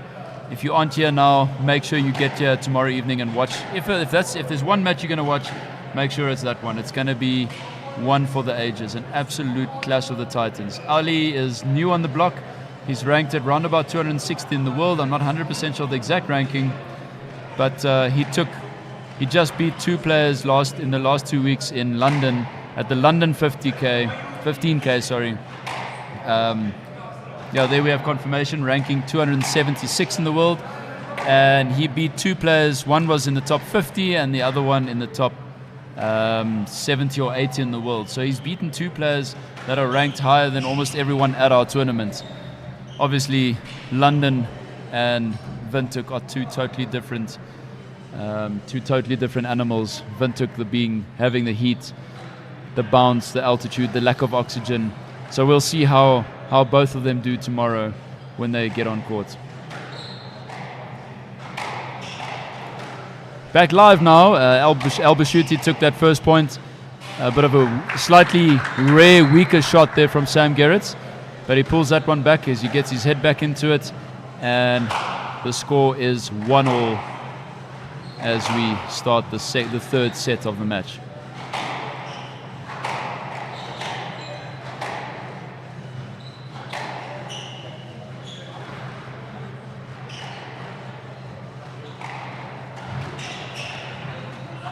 That'll be a stroke to Mohamed Albashuti. He'll take the lead of 2-1 there as Sam played a loose shot as it came out of the front corner nick and went straight back down the middle. Mohamed unable to play any form of a shot.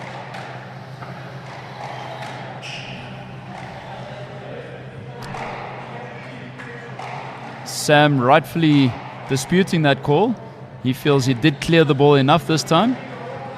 In other words, saying to the ref that Albashuti had enough space to swing. Albashuti saying, sorry, I didn't have enough space.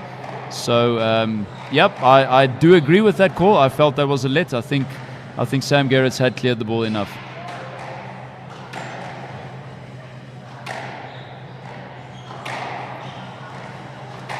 The consistency is unbelievable, Andrew, as both players keep hitting that ball at deep length, hitting the glass, getting their opponent to the back, but also the pace of them with off the good lengths, how they attack. They're able to immediately realize this is a short length. I'm going to attack this ball.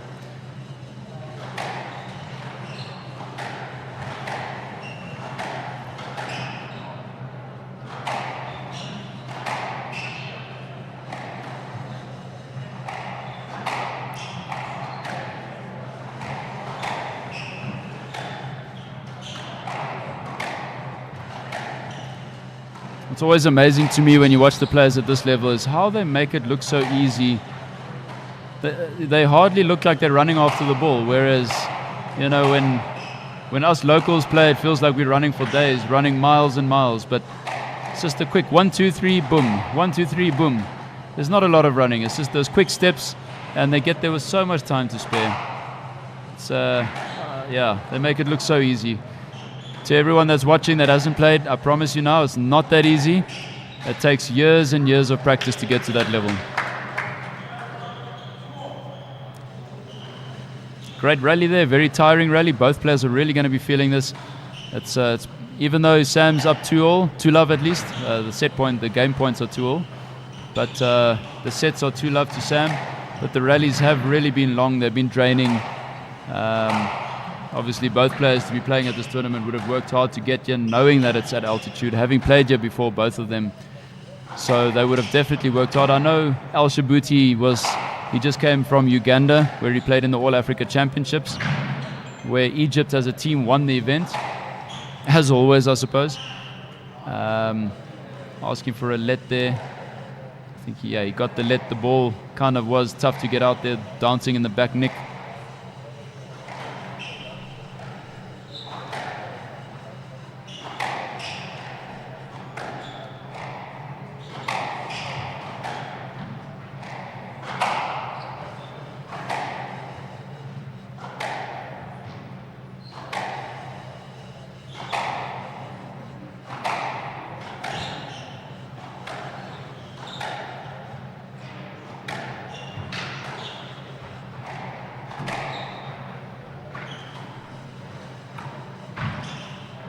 Go for the lob, overcooking that one. The cross-court lob, if you get that shot right, is always a very difficult shot for the opponent. But once again, the ball flies so much here. So you got to really, if you overcook it, you hit it out. If you undercook it, your opponent to volley you. So it is a risky shot. Kind of like cricket when you play the reverse slog sweep. If you get it right, it looks fantastic. But if you get it wrong, you're in trouble.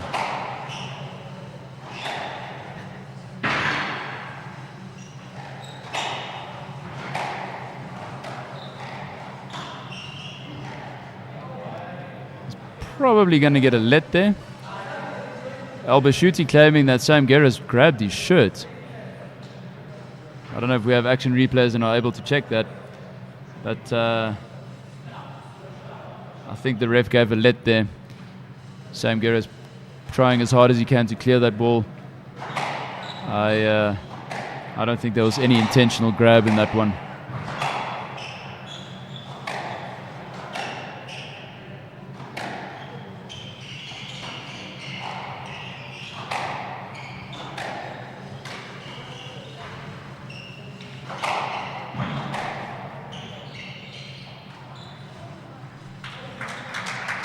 Asking for a let. I doubt he's going to get that. I don't think he was going to get there. That was a very good winning shot there from Sam Garretts. Obviously Albashuti trying his luck there.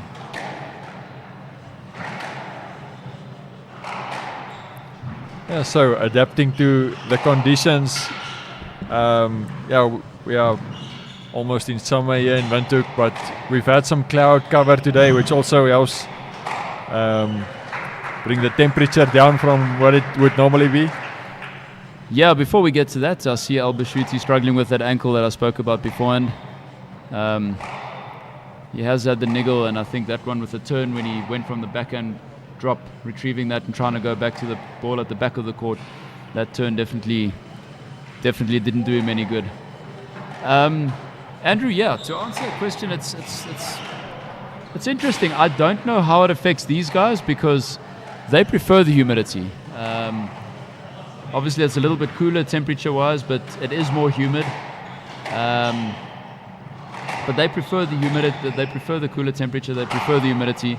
Us Namibians, when it gets cloudy and hot like this, it feels like we're playing under a blanket because we've become so used to the dry heat, and all of a sudden, when there's moisture in there, it just feels like the air is very heavy. And we do tend to struggle, but I think this will play in the foreigners, our visitors' benefit advantage. Well, especially maybe someone like Sam Garretts. I think Albashuti, having come from Uganda as well, Egypt, comes from a much drier climate. But having played in the All Africa Championships in Uganda, there's very humid again. So it's tough to say, but it does make a big difference. And the 3 days that all these players have been training, it's been hot, dry, and hot and dry at least. Where now it's all of a sudden a little bit cooler, but a lot more humid. Yeah, we've also heard Sam Garretts say in interviews before our broadcast that he enjoys the challenge and embraces it, adapting to different conditions in every tournament. Yeah, I had a chat with Sam via WhatsApp about a week or two ago, and he said to me on WhatsApp he hopes to never miss a Namibian Open again. This is one of his favorite tournaments on the calendar because of the challenging conditions. You know, we've got conditions that they never experienced anywhere else in the world. But he also loves he loves his steak, and not many places in the world have better steak than Namibia. He loves the accommodating personalities of the local Namibians, the friendliness. So, you know, he's happy to call Namibia his second home, if you get what I'm saying. He would come here every second week of the month if he could. He really loves it here. Obviously, he's very good friends of Namibia's number one, Diekmann. Arno is hosting Sam for this tournament, so Sam's staying at Arno's house. Very good friends from when Arno lived in the Netherlands and played his squash out there. Sam apologizing for something. I'm not quite sure what he's apologizing for. He might be just checking if Albashuti is okay. But you can see Albashuti's really holding back with that ankle now.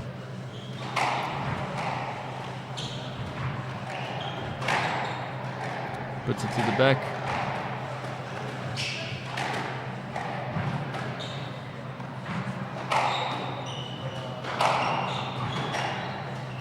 Sam just making sure he goes through the motions, keeps the basics perfect, plays a good basic drop.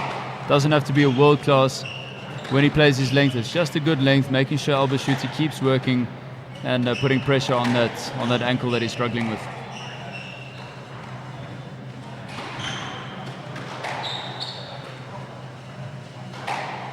Yeah, Albashuti's really hobbling around now, keeping his weight off that ankle. It's match ball. I think he's thrown in the towel now. He's accepted defeat. He realizes, it doesn't help. He does it any more injury. It does it, any more harm. I think he'll certainly go to the biokineticist now and get some treatment done so that he can play in the A division on Thursday. So he's got a day and a half for recovery. Crowd really appreciating that match, appreciating the fact that Albashuti tried to put on as good a game as possible, even with that ankle injury. But look, at the end of the day, still a great game of squash. But yeah, Sam has really put his hands up now and made everyone pay attention and said, listen guys, I'm here to play, I'm here to win this Namibian Open. And I think we can all say that it's anyone that plays him is going to be in for a really tough game of squash.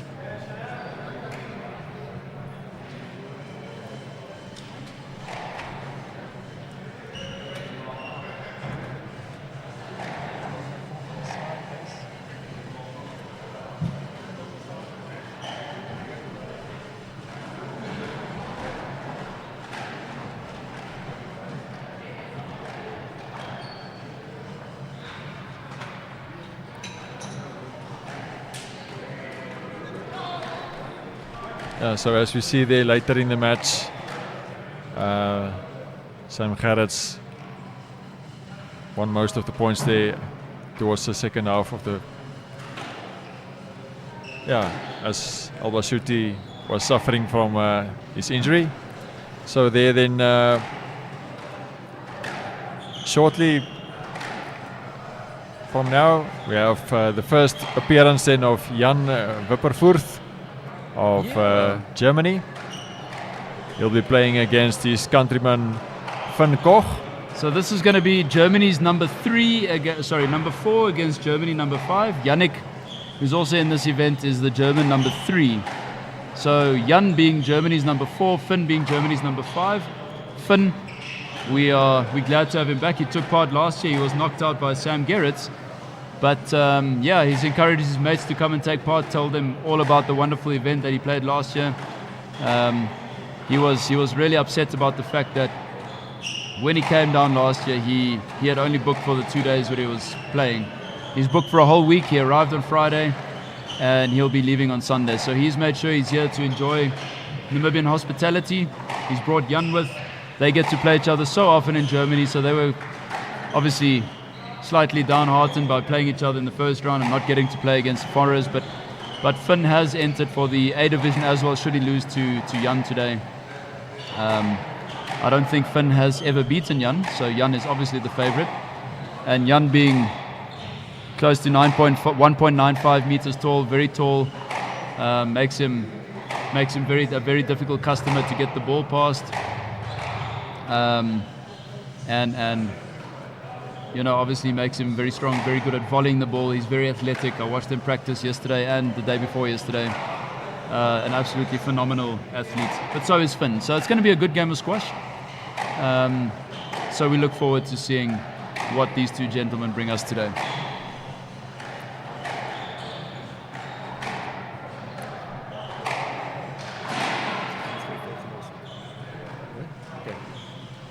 Decent blower.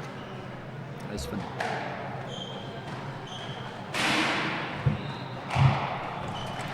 So is Duitsland's nummer 5.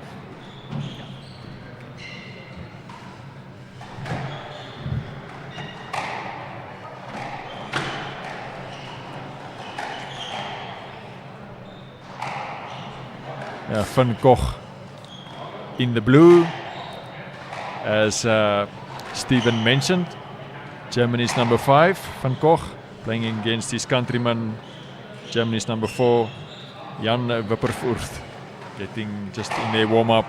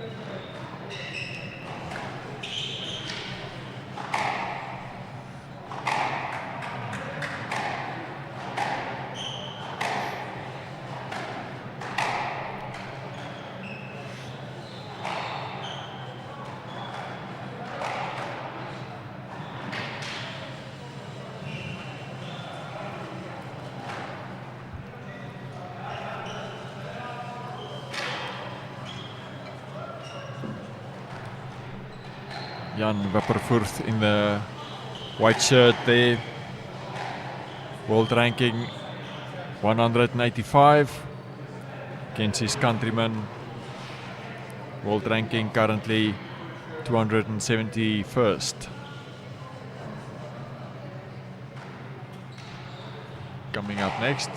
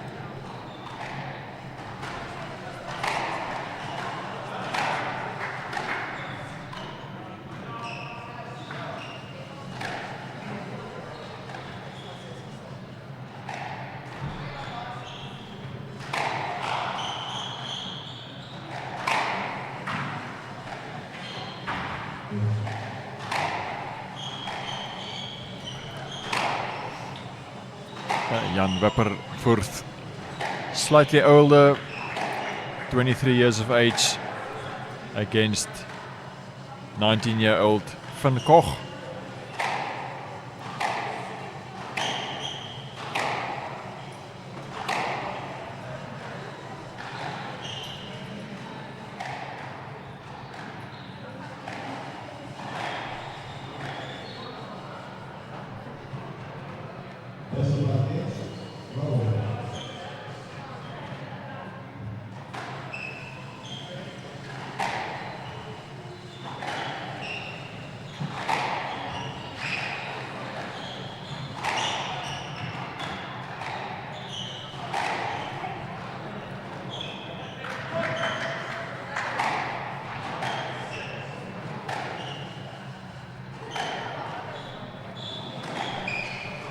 Both of these two guys not seeded within the top 8 of this tournament, so we'll be looking to go deep and go as far as they can in this tournament.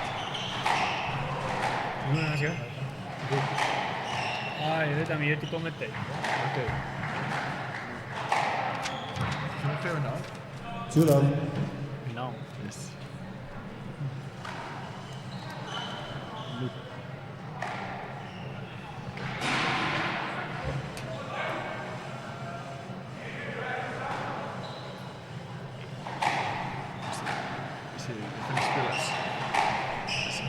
Hey, daar is niet open. Is niet PSA. Mens A.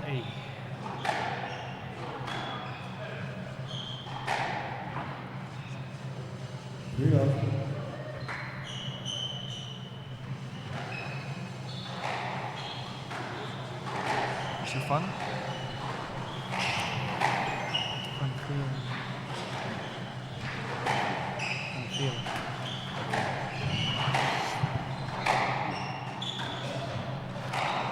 So with us here in the commentary box, one of the players from South Africa that will be joining us from Thursday onwards in the A division, Luke van Vieren.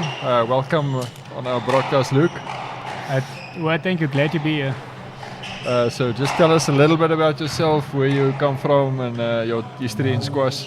I'm coming from South Africa. I started to play squash at the age of 10. And then from there on, I loved the sport, and then I just went back and back, and now I'm here. And I'm so glad I chose squash because I just love the sport and I love to play it. Is this your first tournament? Have you played in the Namibian Open before? Yeah, it's the first time actually in Namibia. Yeah. And so I'm glad to be here. I've never been here, so yeah. And I think the squash will be awesome. Do you have any history with any of the other players that is currently in the PSA? Yeah, I played against the Devil van die Kerk at Asian Nationals in August. Yeah, it is, and also it is always great to play against these good players, and then you can see where you can improve and all that stuff. And then I'm glad I am here, and then I also know Miguel Lombard. He just played against a Yuri Harpers, and yeah, I played against him a bit there in Cape Town. So yeah. Okay, yeah, so yeah, in front of us, the two German guys playing against each other. Germany's number 4 and number 5. So should be quite a tough match as the scores are even. Yes, but the ball here in Namibia, it is hot. Yo, it's bouncy, and then you slaughter that neck. Yeah. When did you arrive? I arrived this morning. Yeah, and I'm going to hit my first hit tomorrow morning. And I'm going to see how the court conditions are.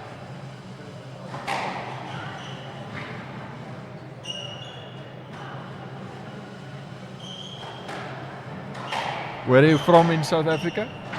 I'm from Paul. Yeah. Okay. So it's like 50 kilometers from Cape Town. Yeah. But I'm working in Cape Town, but then I'm just going to Paul when I'm off.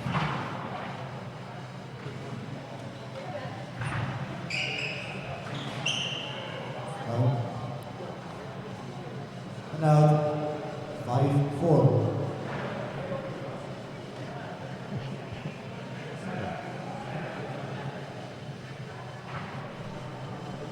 Yeah, so Van Koch in the blue, he was also played in this tournament last year. He was eliminated by Sam Garretts,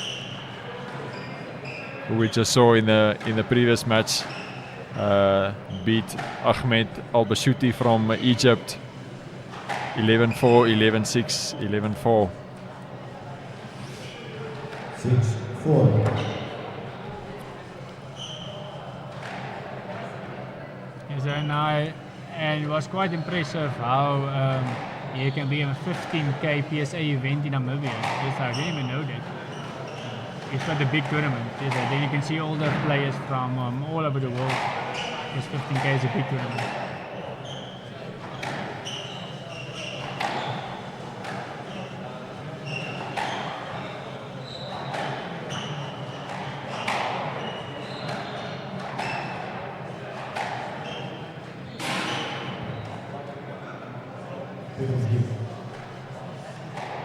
And out 5-6.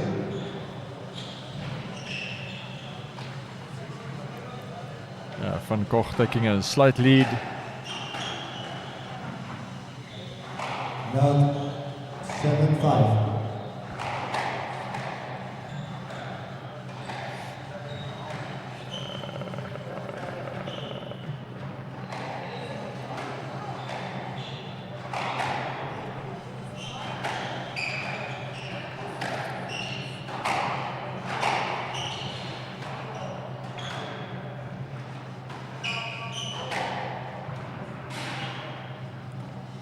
And out 6-7.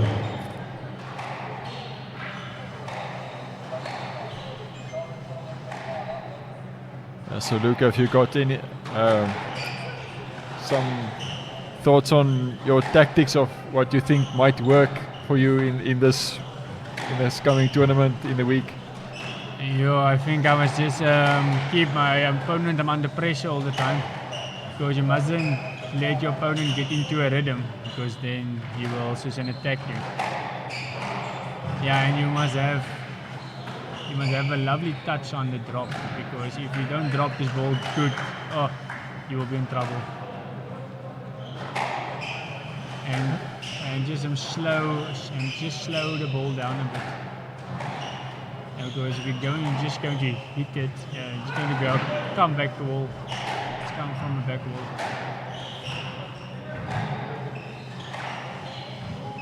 Oh, what a shot. 7-0.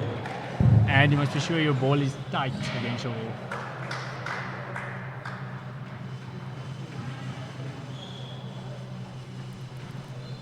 So who will your first opponent be?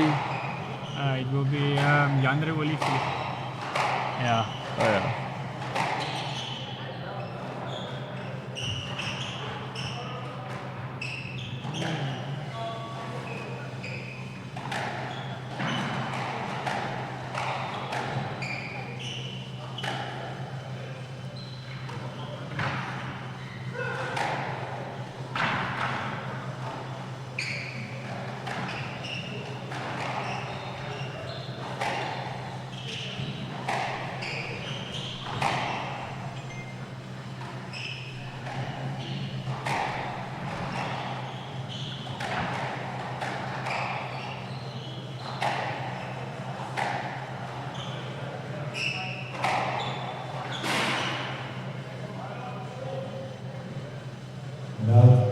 No, that's a poor for verder. Very evenly matched contest so far in this first set.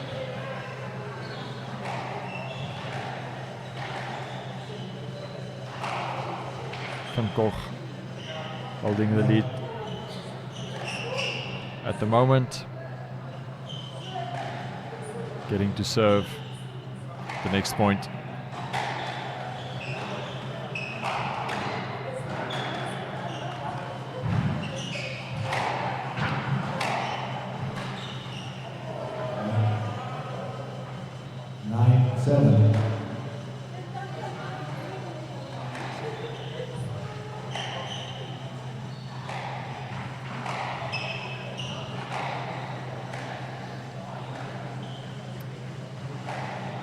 So how would you describe the conditions at your home club in the paddle? Yeah, the conditions there can also get hot and get like 40 degrees in the summer.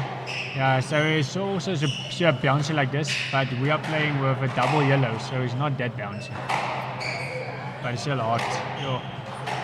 To be on court on 40 degrees, yeah, it's not nice.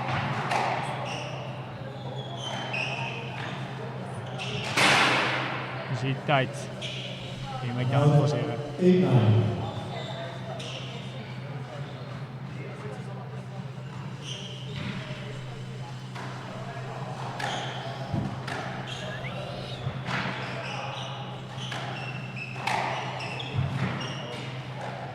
Down 10-8, game ball.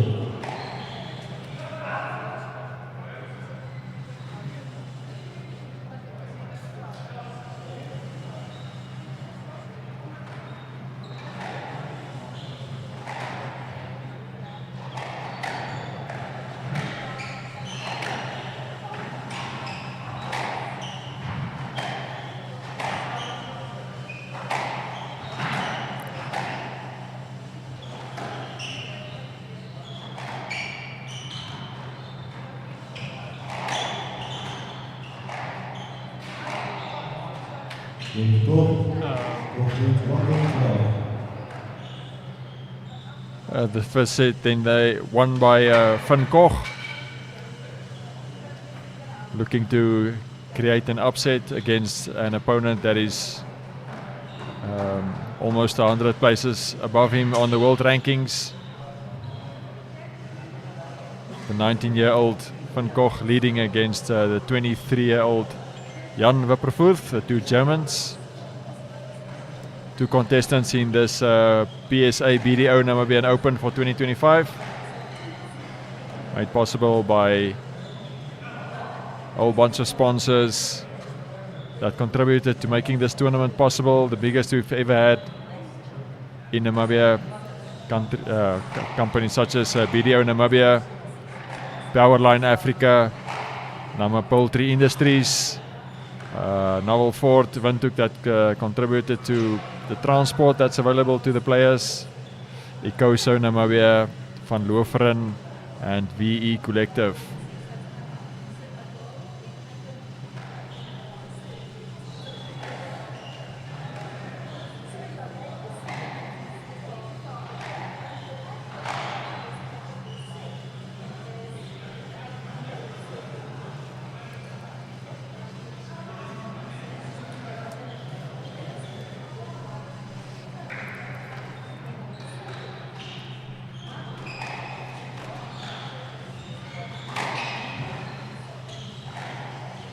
Yeah, so this match will be followed by Francois Hanekom Jr.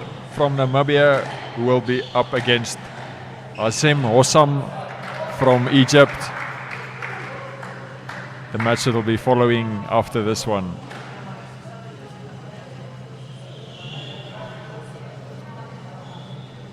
So with me in the commentary box, Luke van Vuren, one of the visiting players from South Africa.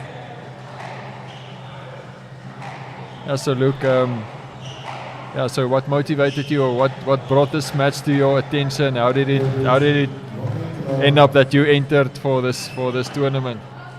So yeah, I never been in Namibia, so I want to see how Namibia is, and then I said like, then I can go and explore and I can play squash. So I thought it was a win-win situation there. Yeah, and the thing is, I wanted to drive up to make a road trip. But yeah, then I said, nah, it's too far, I can't make it. And then I said, flew here.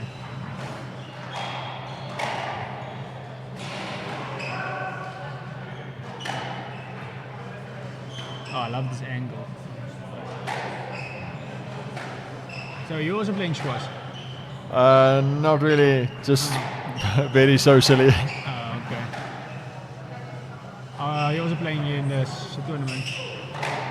Sorry? Oh, are you also playing this tournament? No, I'm involved with a company that's doing the broadcasting, media company. I'm a sports journalist. Maybe more into rugby and cricket and cycling and other sports, maybe, to be honest. But so just maybe just a casual interest in squash, as if I must be honest. But it's a great opportunity for us to bring this event to our viewers. Oh,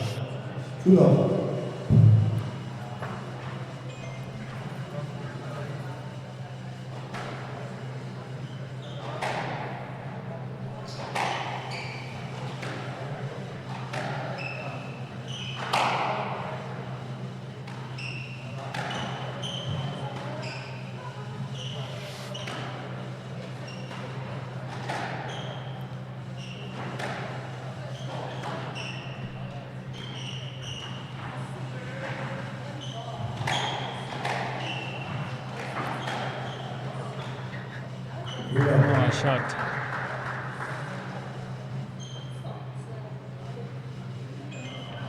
Van Koch taking a 3-0 lead so far.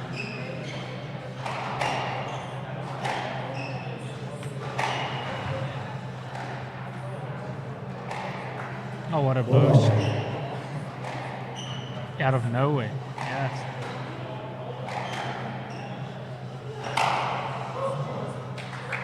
No, I didn't even see that ball. Oh.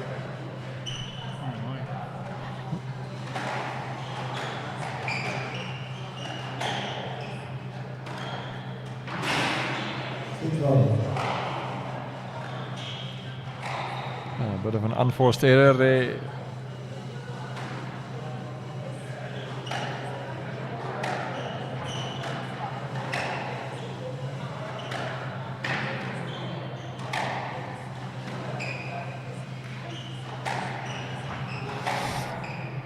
So from Thursday, also a very interesting A division, 32 players in the draw. So quite a number of the PSA professional players that's also entered for that tournament, and that's going to be quite interesting. You must be looking forward to it. Yes, I'm looking forward to play against that people. Yes, let's see how they are playing the game. Oh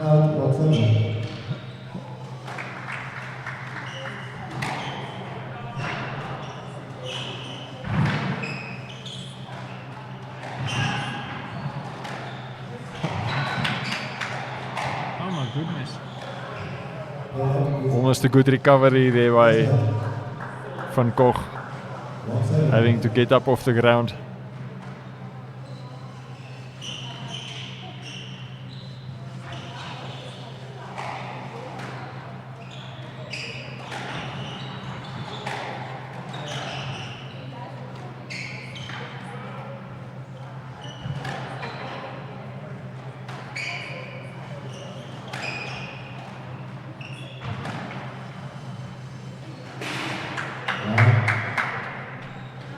2-7.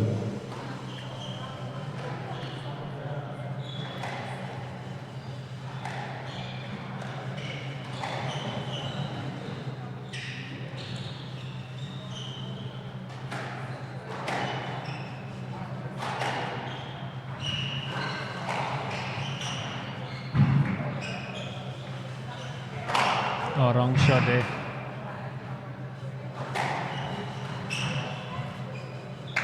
Oh, tight. Tight against the wall.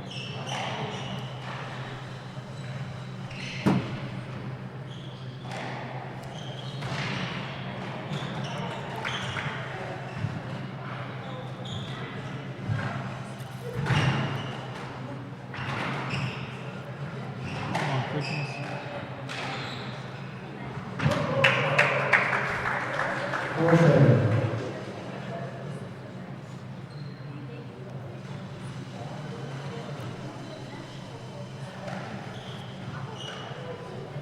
Jan Wippervoort in the white shirt.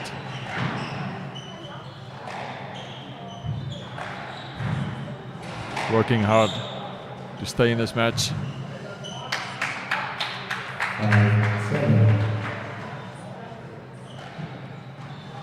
Yeah, what a comeback.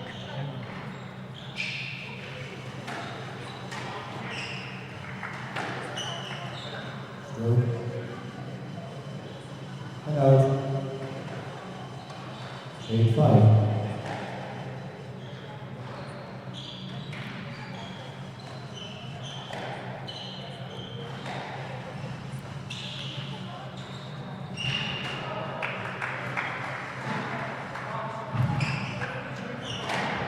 So is this your first time, Luke, traveling outside South Africa for a squash tournament, or have you had more exposure out overseas? Or? No, I've been just, in 5 different countries when I was a junior. I went to New Zealand, Hong Kong, Malaysia, and then last year I went to Nigeria for a tournament, and now this year Namibia. So I've been to quite a few places. Yeah, and it's nice to travel to other countries. Very nice. So which of those experiences would you put as one of your favorites? Yeah, the one in New Zealand. Yeah, that is a good country. I will go back there again. Yeah, I will go and retire there. It's a nice place. It's like Cape Town, just 10 times better. Very nice, and the weather is also nice. I love the weather there. It's nice and cool. I hate the summer. No.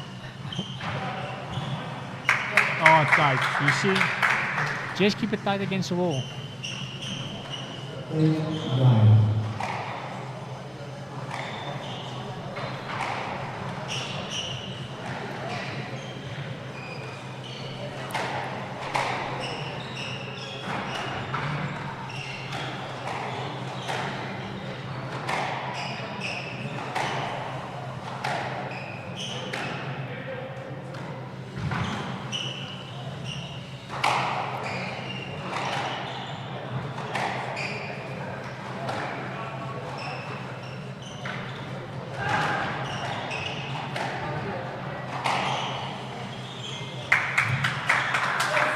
Oh, what a shot.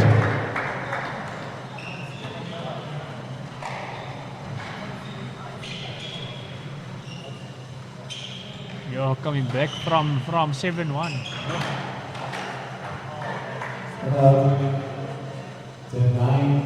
Game over.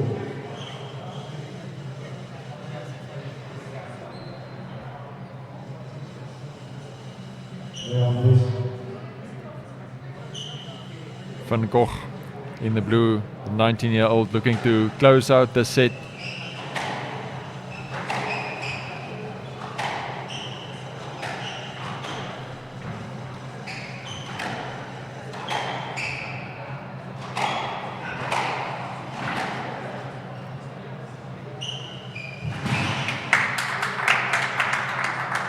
Now 10-all. 2 points.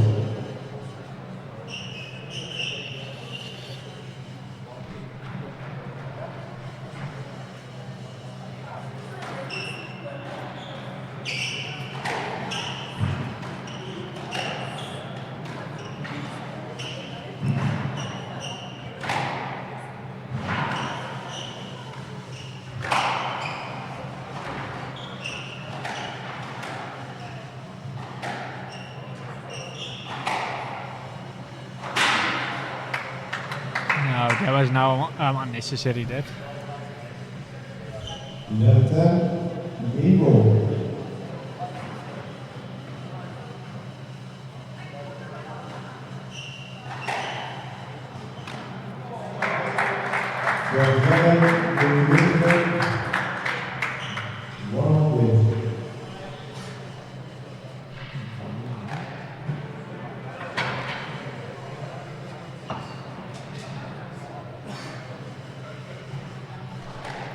A good comeback there by Jan Wipperfurt against his German compatriot Van Koch.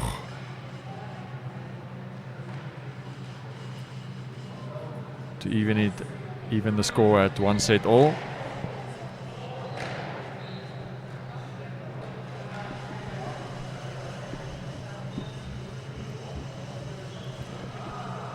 Yeah, one of the clashes of some of the international visitors that we have here at this tournament. At the BDO court here of Wanderers Squash Club here in Windhoek in Pioneers Park.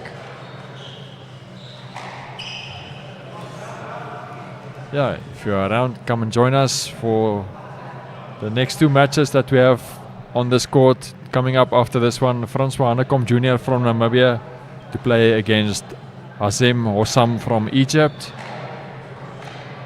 And then the last match of the evening on this court will be John Anderson from South Africa against Namibia's number 1 Arno Diekmann.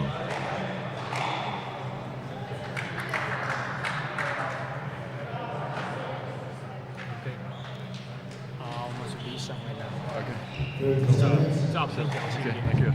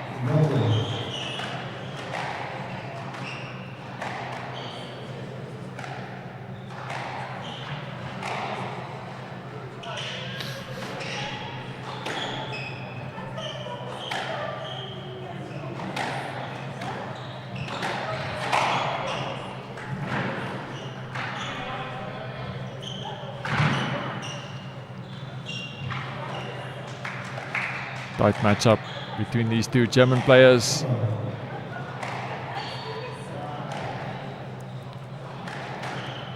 Van Koch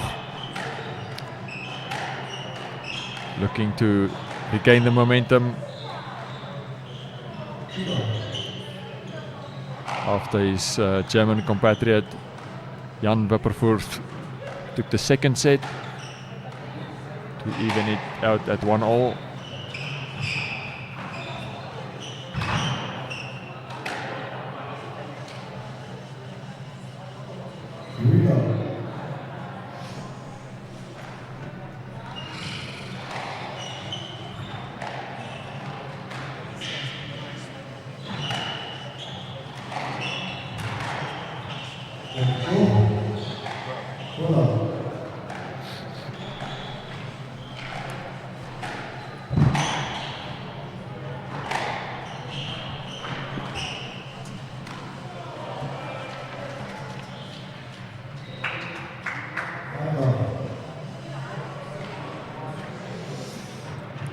Van Koch systematically building up a lead again in this second set.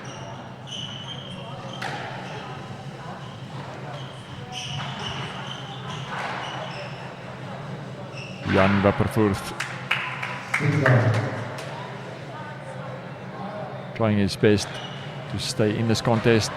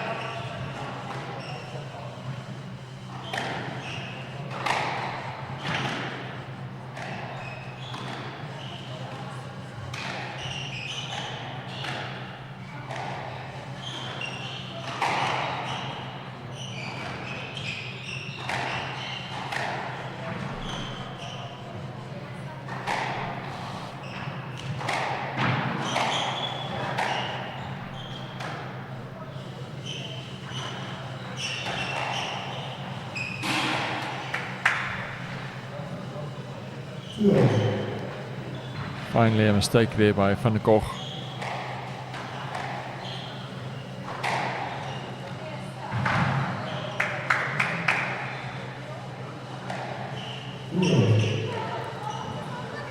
Jan Verfort still 5 points down.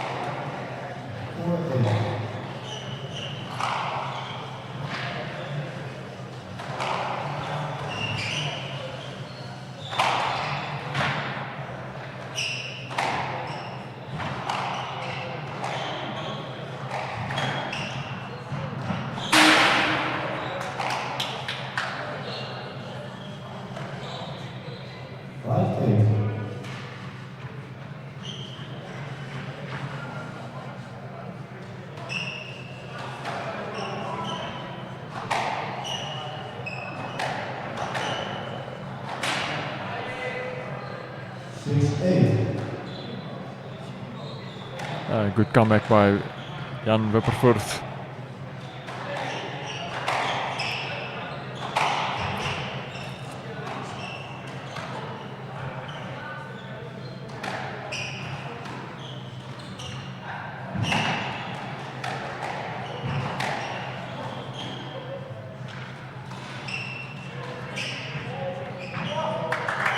Good agility there by Van Koch to work hard for that point.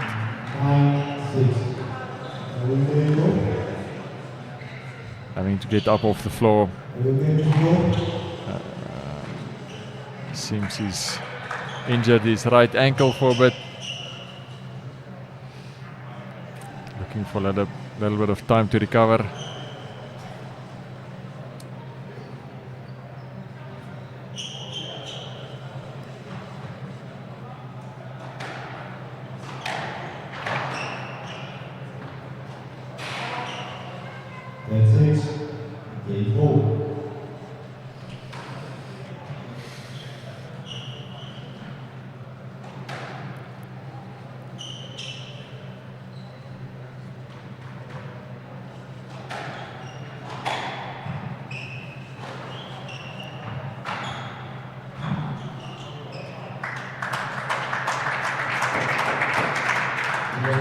This third set goes to Van Koch, taking a lead by 2-1 in this match against Jan Verfort, his opponent. Both of them are from Germany. Van Koch looking to create the upset against a higher ranked opponent. Jan Verfort is currently the world number 185 against Van Koch, who is number 271.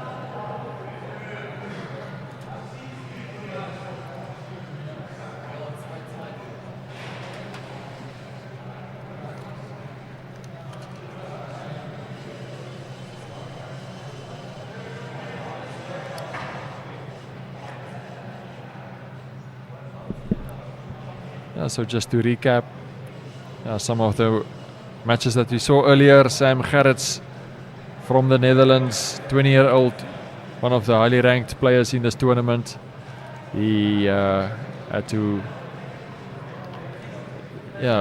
put up a good performance in his opening match to win 11-4, 11-6, 11-4 against Ahmed Albashuti from Egypt.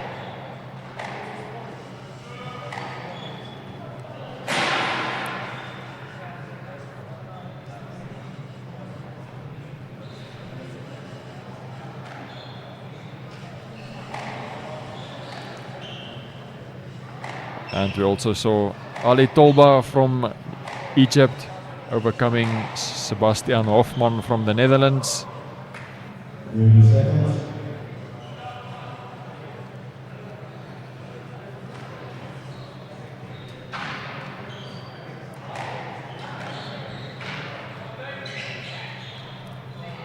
Andrew Forrest there on the court, one of the organizers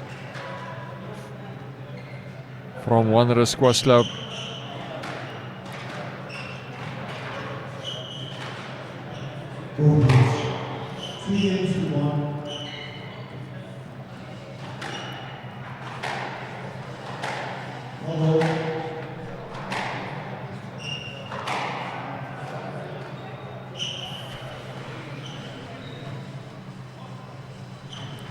Van Koch to resume this match in the blue shirt.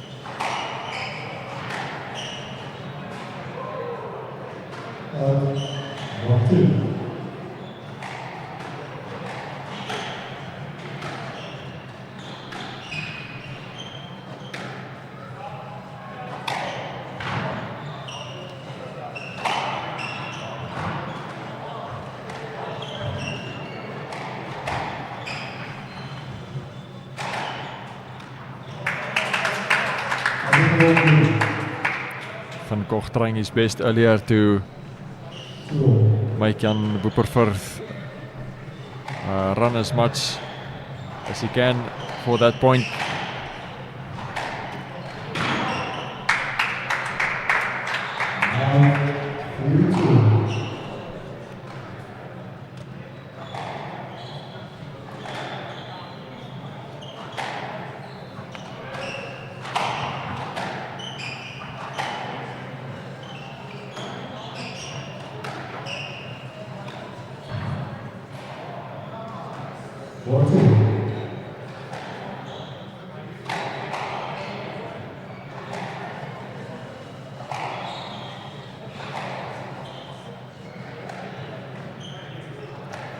Van Koch to serve.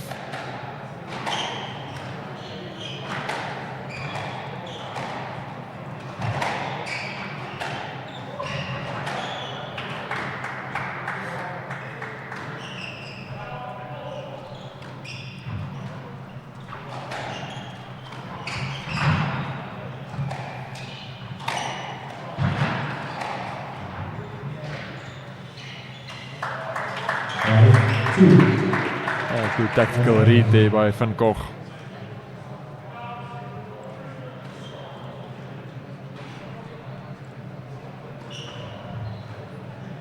Good decision making.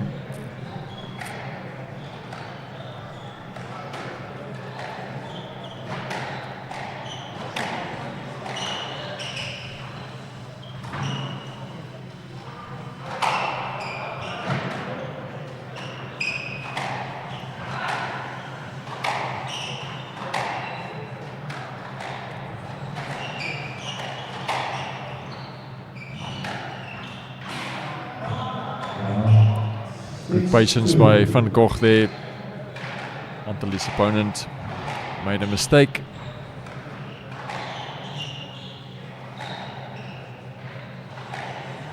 But we've seen Jan Verfort come back in the second set,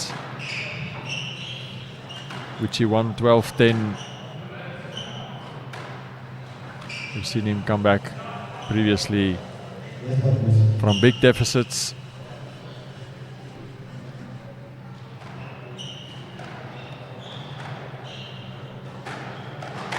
Yeah, nice crowd here at BDO Wanderers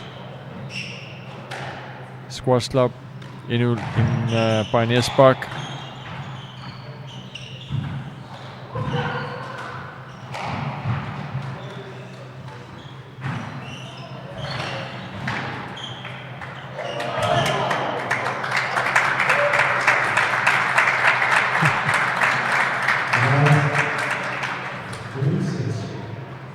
Tight point contested there. Jan Verfort getting the upper hand on that one.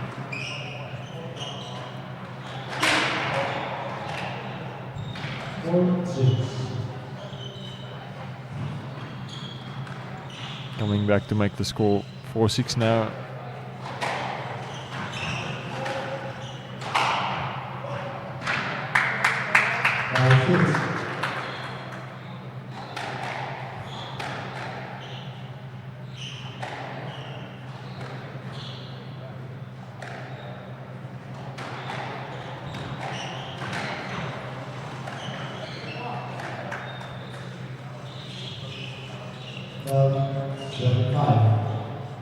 Good opportunity now for Van Koch.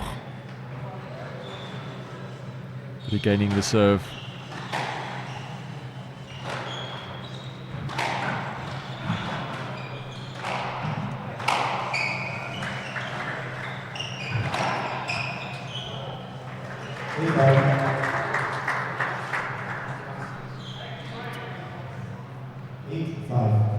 Both of these players from Germany, ranked outside of the top 8 in this PSA tournament.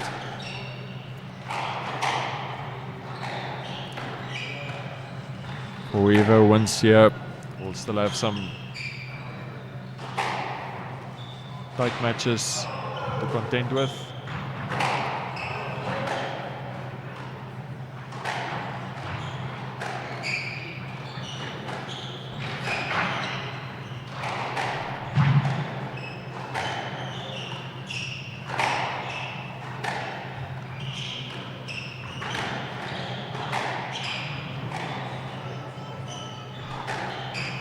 The winner of this match will proceed to play on Wednesday at 6:30 against Akil Rehman.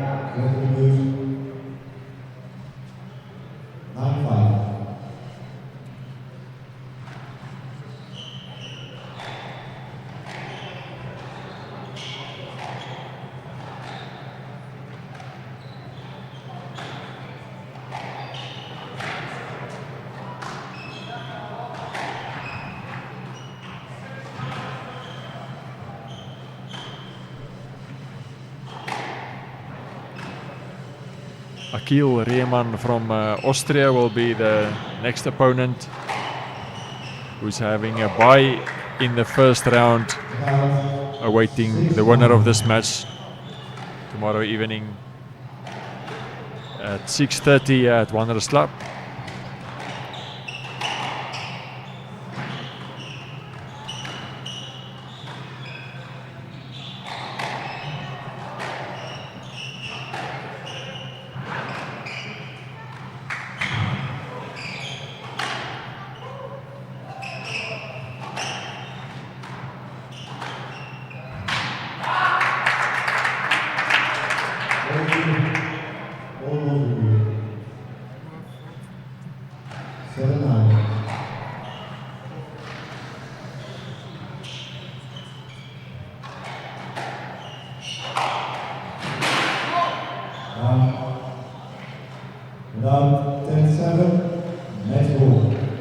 Match ball for Van Koch.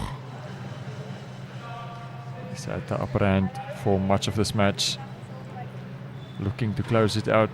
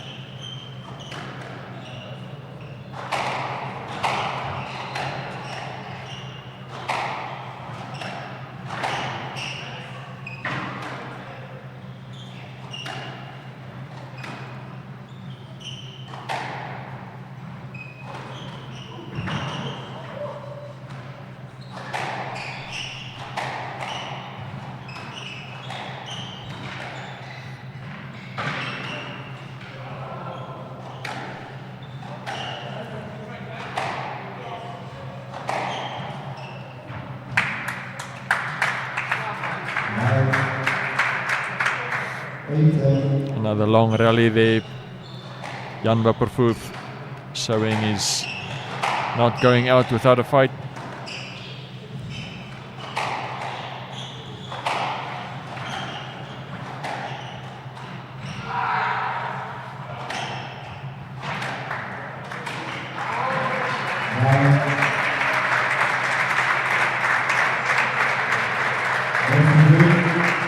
A victory here for Van Koch against the odds.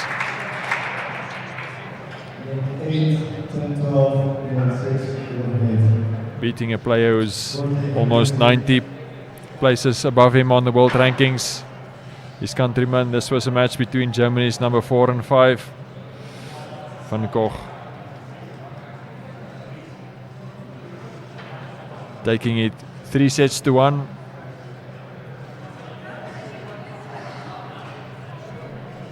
Jan Wipperfurth, that is, came from behind there in the second set.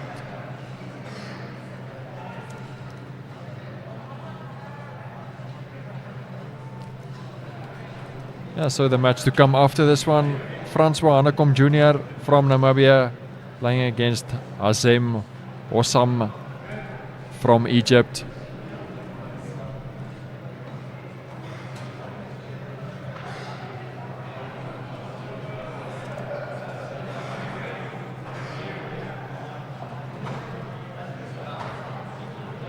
Here we see how game 4 progressed.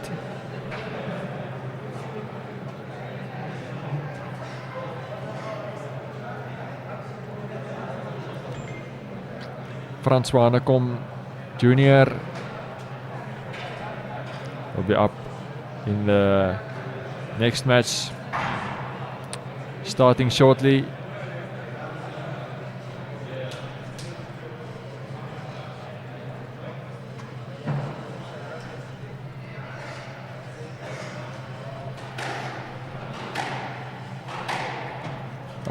Hosam from Egypt,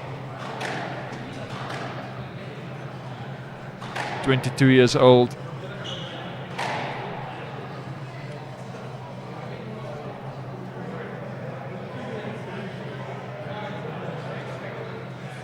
Highly ranked player who has been at 134 on the world rankings.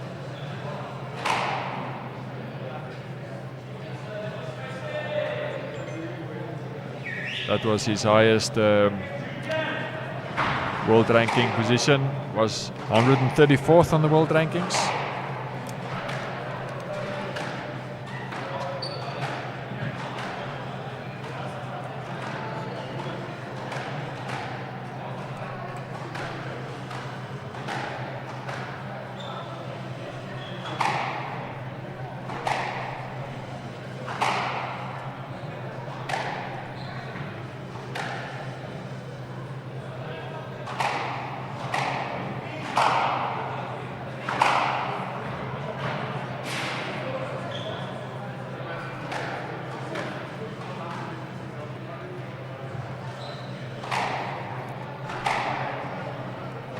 Francois Hanekom, his father, famous professional golfer from Namibia, not necessarily following in his father's footsteps, wanting to make his mark here on the squash court.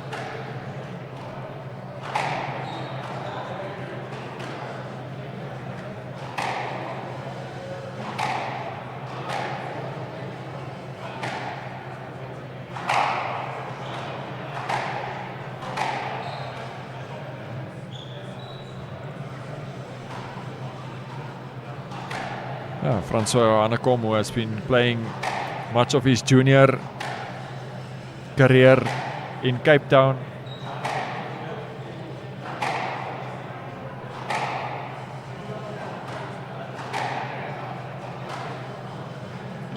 From the age of basically 11 years old. 11 and 12 years old when he started competing in South Africa,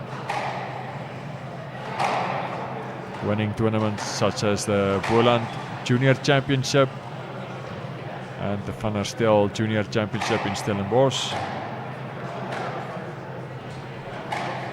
Yeah, he's proven himself against some of the highly ranked players in Western Province and Boland.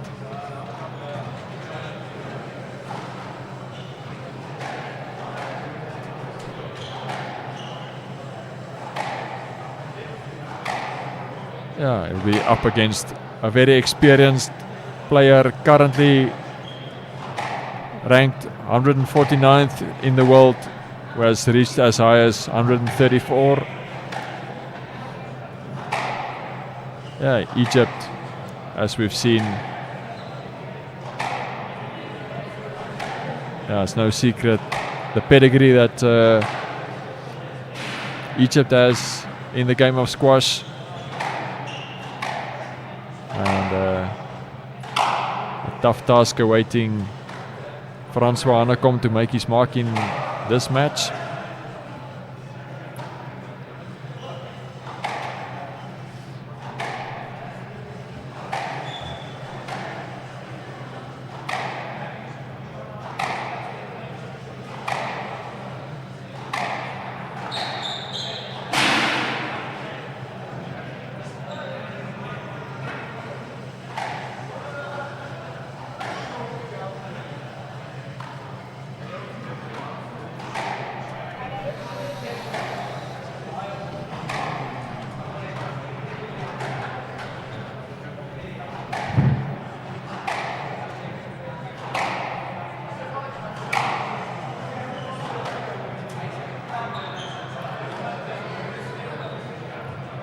Two guys still in their warm-up, getting ready for the big clash in this BDO PSA Namibian Open squash tournament here in Windhoek.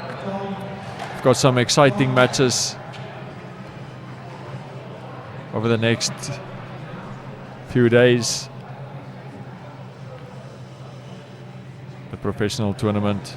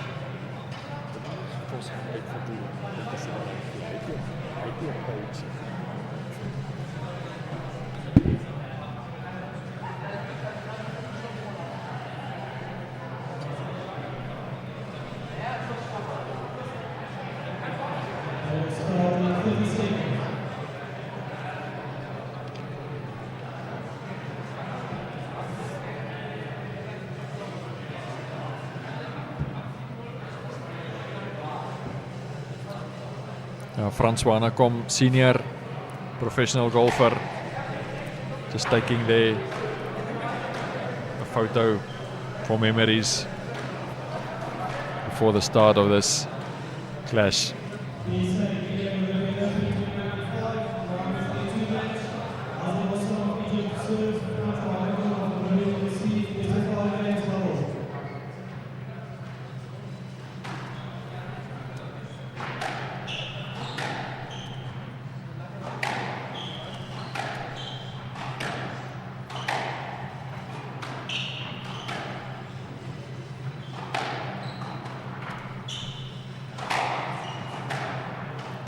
Francois Hanekom, 14 years old.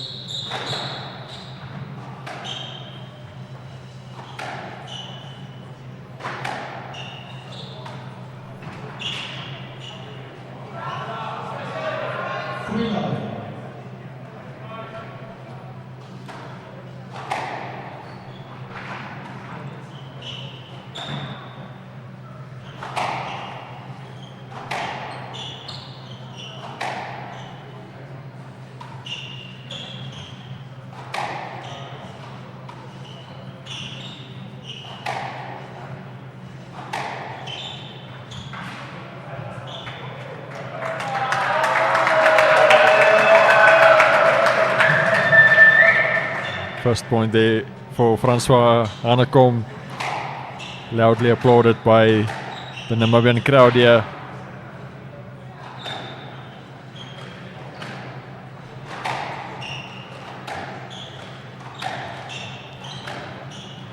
Even his opponent from Egypt giving credit.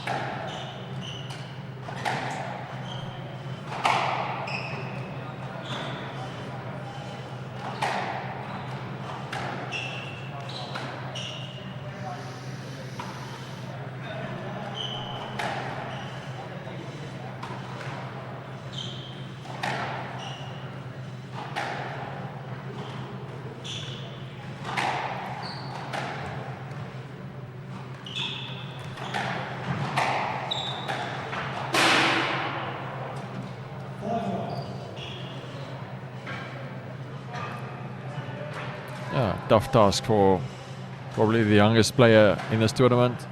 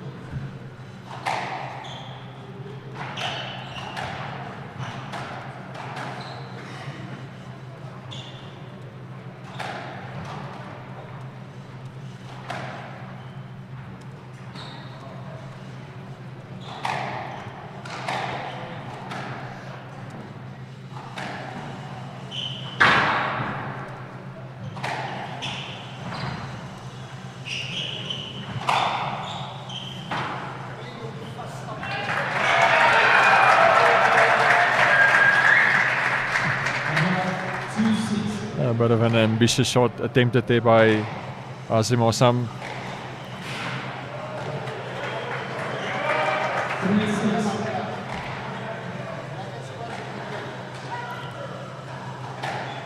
Francois Hanekom attempting to make a comeback here.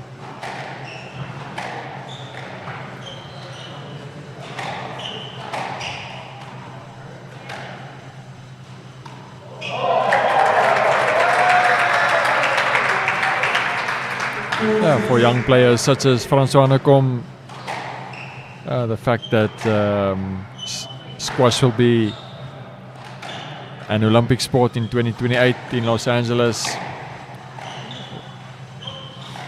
still a bit on the young side, but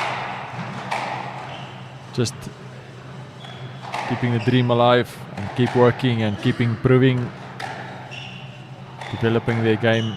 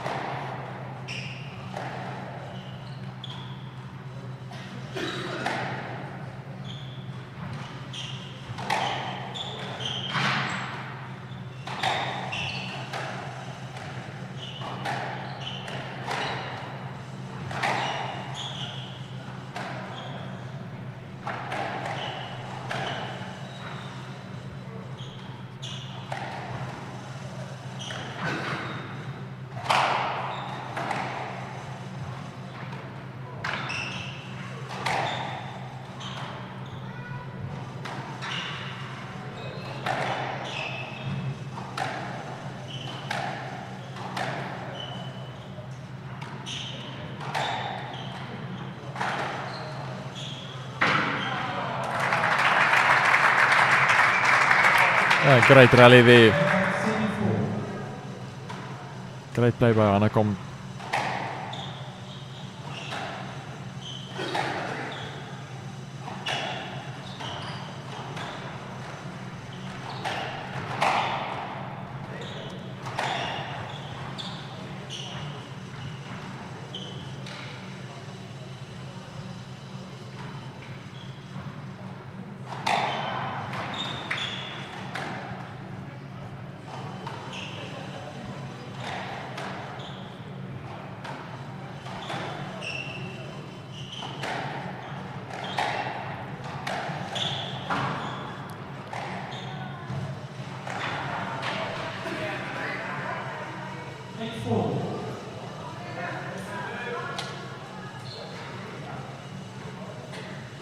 Hanekom looking to stay in the fight as long as possible.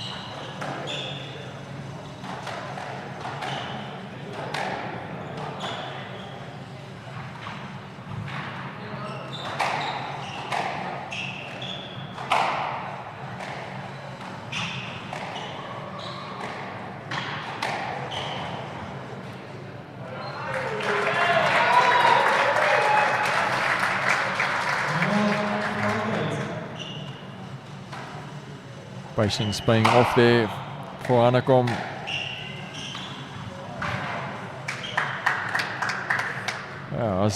Hosam also looking to entertain the crowd where possible.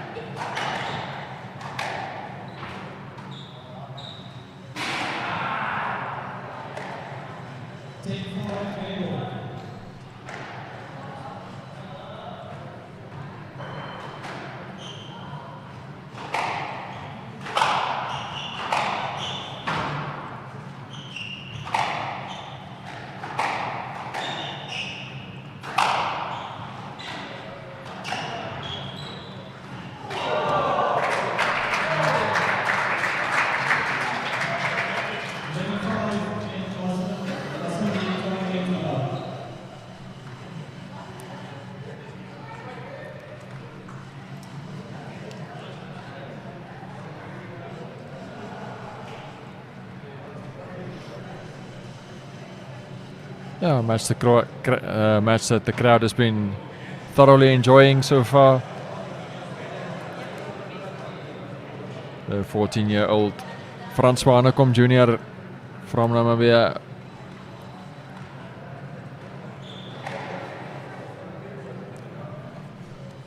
Up against the current world number 167, Hosam from Egypt.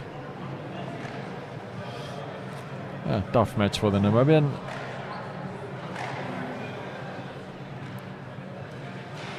He's still very young, as we've seen.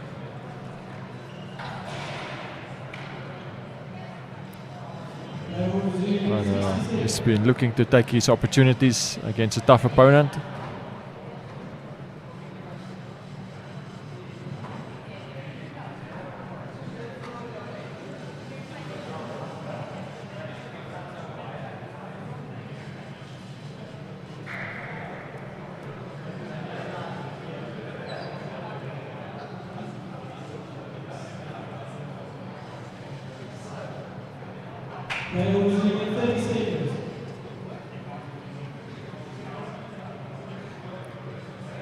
Yeah, Hosam, who just this year has played tournaments in Switzerland and also in the USA.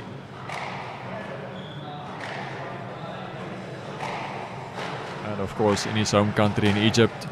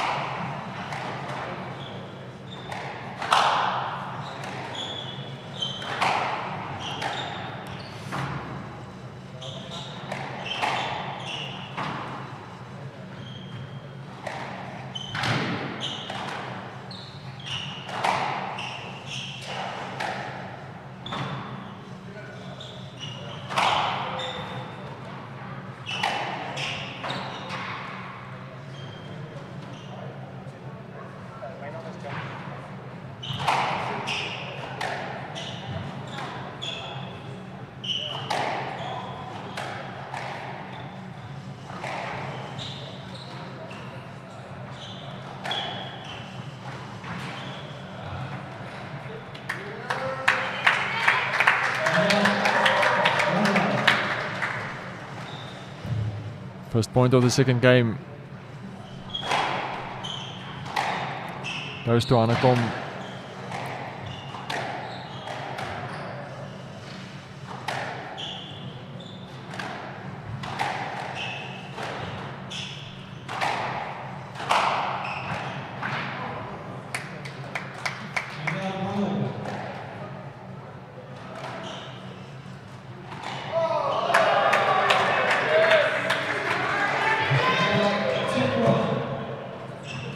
Crowd showing their appreciation.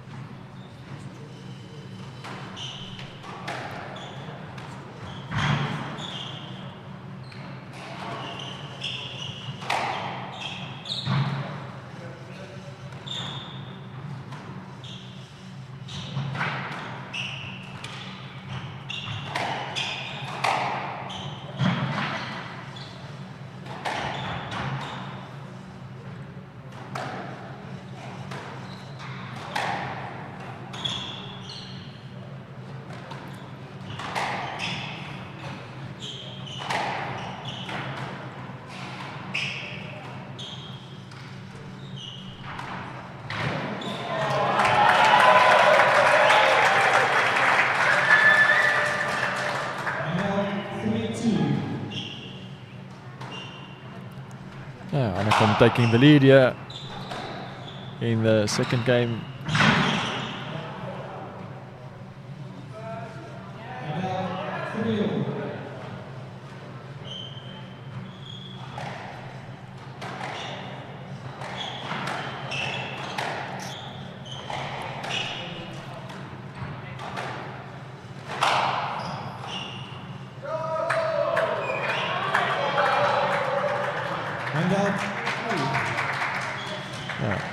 Hanekom showing some of his talent so far,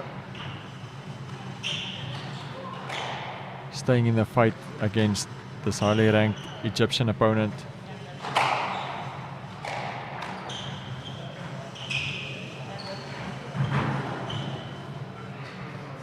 Straight to Hosam. And out for all.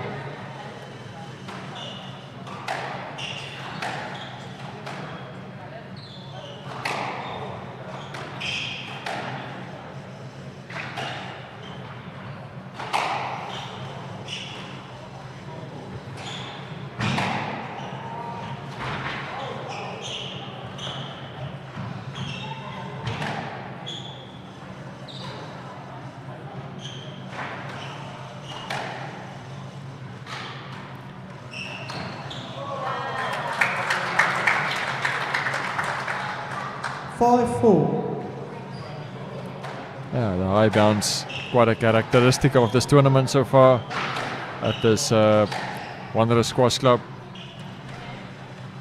with the new courts that has been built within the last year or so. 6-4.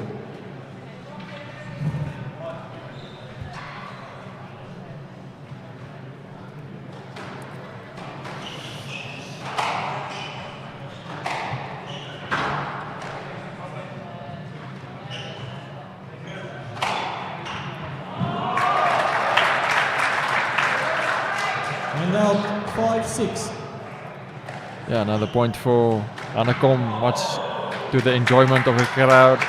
And out 7-5.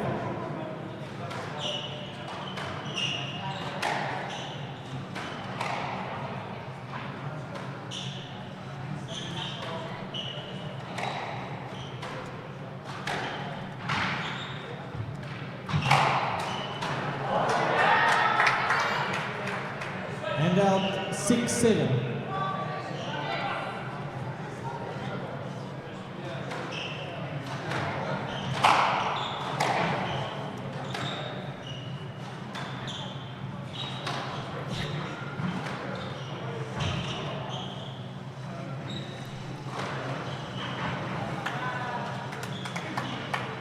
Handout 8-6. Hosam looking to bring some of his tricks and entertaining shots into the game.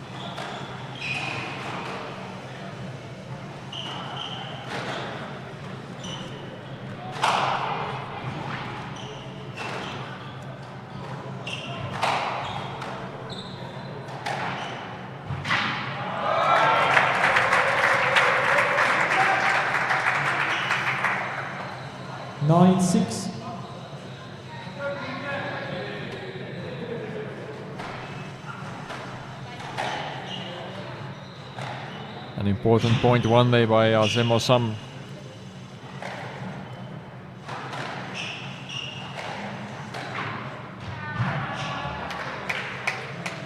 (10-6), right box, game ball.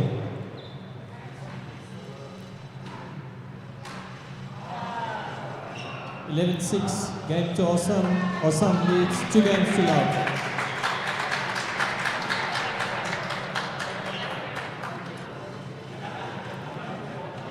Hosam was won the first 2 games 11-5 and 11-6.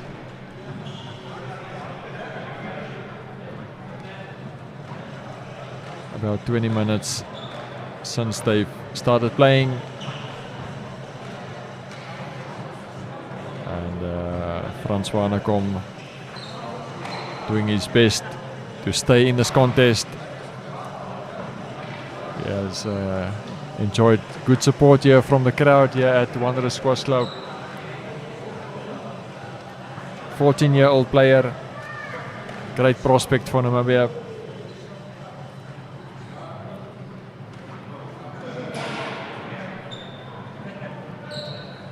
Now playing against an opponent who's 22 years old, ranked 147 in the world, who has previously been at the highest positioning of 134th in the world.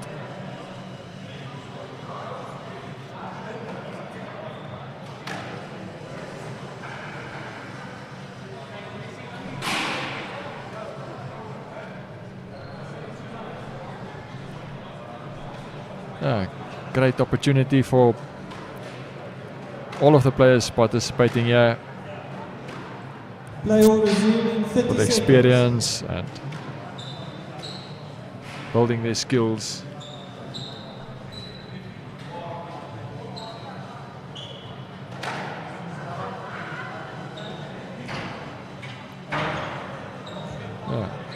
Just removing some of the sweat drops from the court.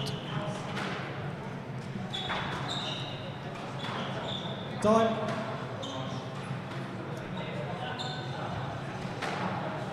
Hosam leads 2 games to love, level.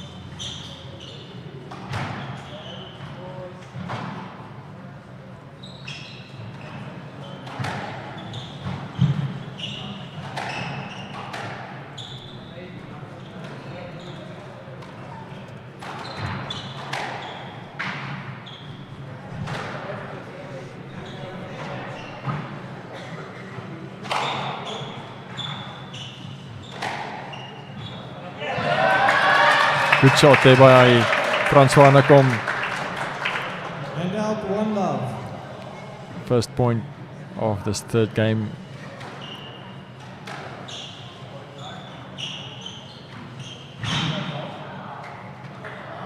And out Hanekom just couldn't get there.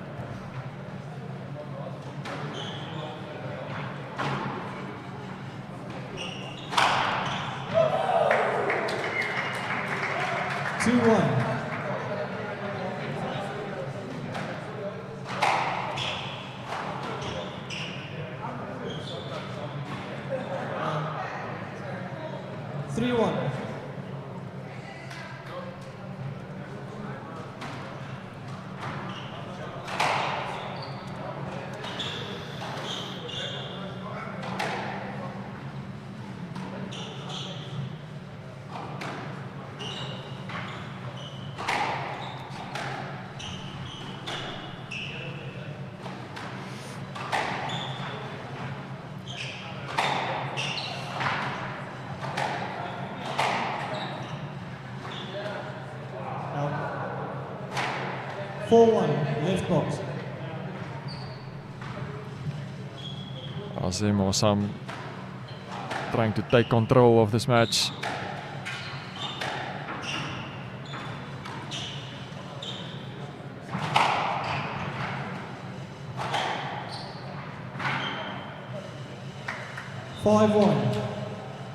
Right box.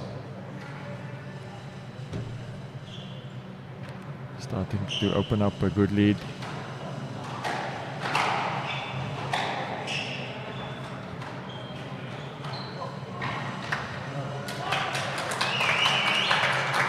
Good little comeback there by Frans Hanekom.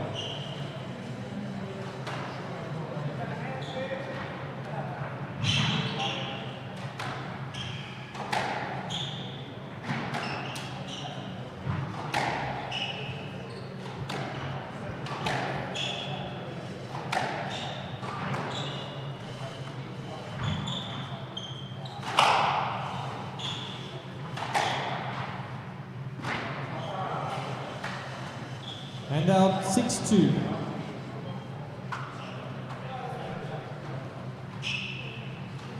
Good placement by Hosam. And out 3-6.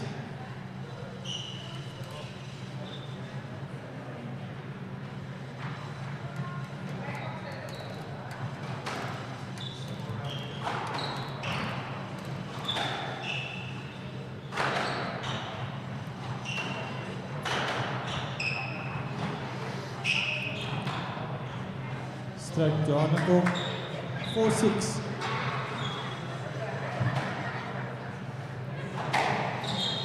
Frans Hanekom looking to produce something special here. And out 7-4.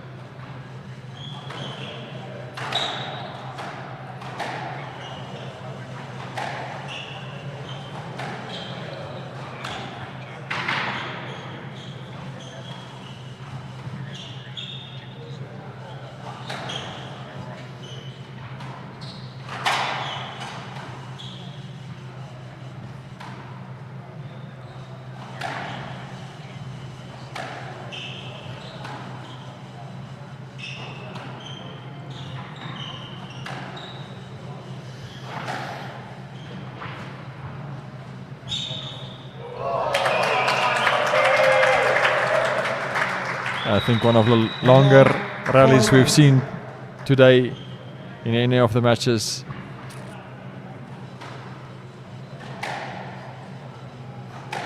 Francois Hanekom showing that he wants to be competitive.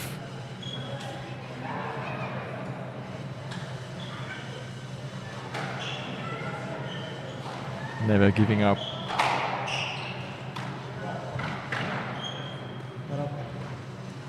And out 9-5.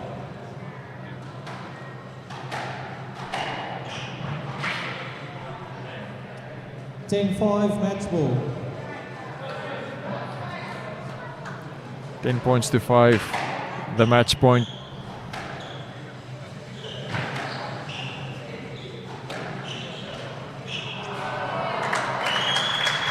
And that's it. The result goes to Hosam, surviving the first round here at the BDO PSA Namibian Open Squash Championship. Well fought there by the 14-year-old Namibian prospect Francois Hanekom Jr. 3 games to love. 11-5, 11-6, 11-5. No shame in that result. Going down to a tough and experienced opponent from Egypt.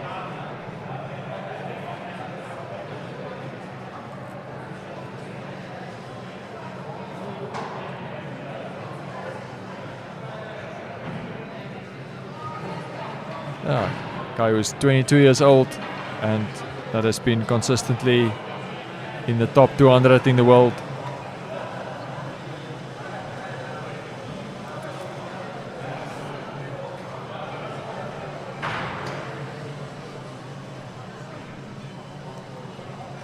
Yeah, an opponent that this year has competed in tournaments including in the USA and in Switzerland.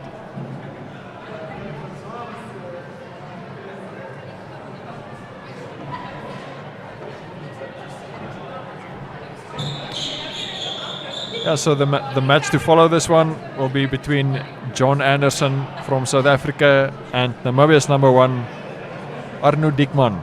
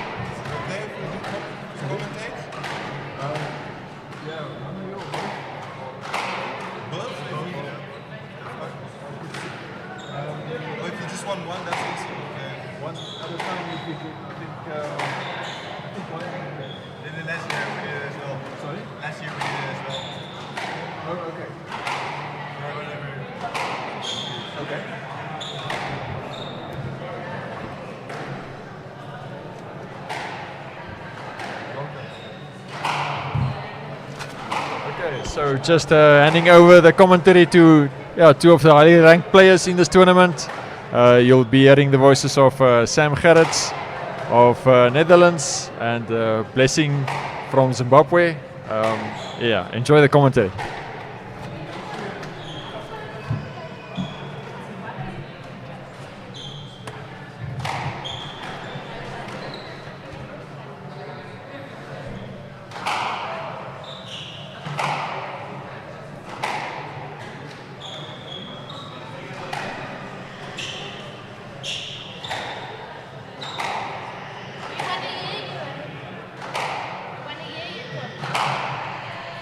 Talk very loud.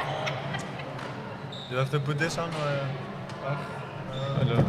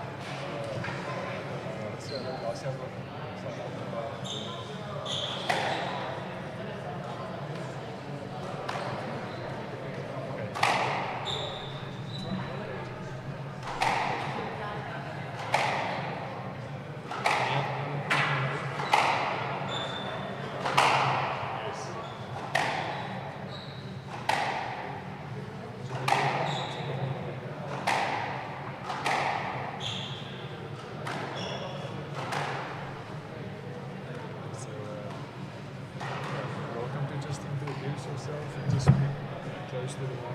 Yeah, that's perfect. If you need comms or if you need to speak anybody. Yeah. Just, Perfect. Welcome at still one of the last matches of the day, huh? We have Arno Diekmann against John Anderson, the local Arno Diekmann. So, what do you think of this match, Blessing? Pretty exciting matchup, if you ask me. I think this is Arno's home club, eh? Home court. He trains here every day. Man, pretty interested to see how this goes. Yeah, Ball looks quite bouncy, right? Oh, tell me about it. It's very, very bouncy, and I think Arno knows this court better than anyone, so that will be in his advantage. But yeah, very exciting. Look forward to this match. Man, Sam. So, if you are a betting man, who's your money on this match? I would say Arno, but it's gonna be a long match. John Anderson is a very talented player. Got some great touch.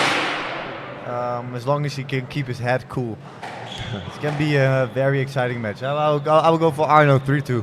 3-2. Well, you've heard it, ladies and gentlemen. Sam is putting his Dutch euros on Arno tonight, 3-2. Not too many euros. It's course money. All right. Well,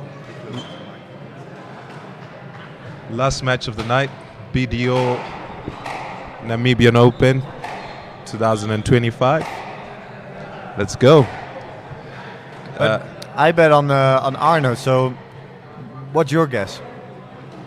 We cannot bet on the same person. So, unfortunately, I gotta pick Arno too because if I don't, I think I sleep on the streets, man. Yeah. Probably.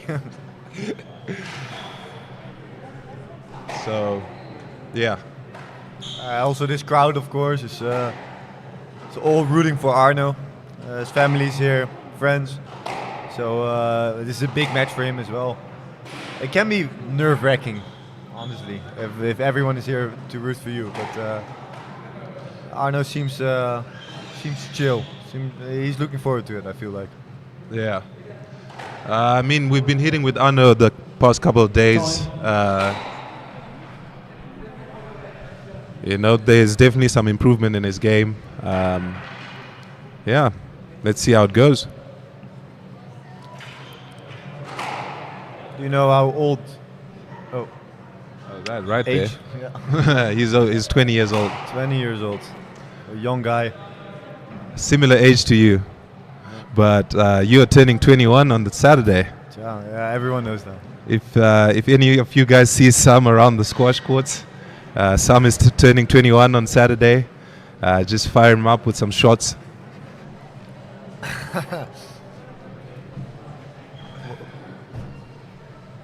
Okay. Well, if you were John or Arno in this case, how would you start up this game, Sam? Like, what would be your take?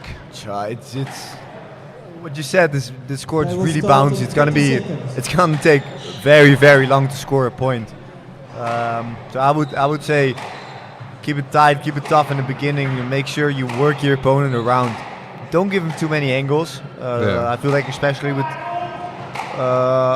First scream in the house already. Let's go. They're excited. But yeah, keep it long, keep it tight. Okay, ladies and gentlemen, let's go. John Anderson kicked off this round 1 match.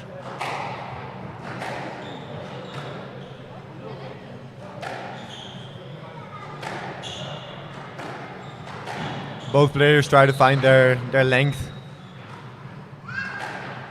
Especially in the beginning of the match, it's important to just keep it long, tough. Yeah, it's just good to test your opponent, move him around, see different lanes, paces. That ball looks like it's flying, man. You'd think like playing at 8 last match, things would cool down. Not at all. Not at all. It's also quite busy here at the club for a Tuesday evening, which is amazing. Like I think they set up a really, really great tournament. and yeah, that will also make it a bit warmer, on the court if everyone is coming here to watch. Stands are full. Tough first point here. Great pressure from Diekmann. That's good pressure. And all right, first point of the night. Here we go. Hand out, one love. Nice way to kick off this match. I think these are really important points just to. Wait. 2 love. Freebies, I think. There we go. You will also see after these long points, someone is going to cave in eventually. Wow. Great shot from Anderson. 1-2.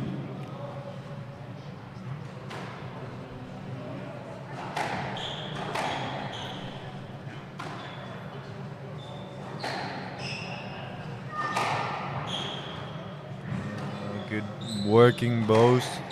Now Anderson is working him around. 2-all. Yeah. First error there.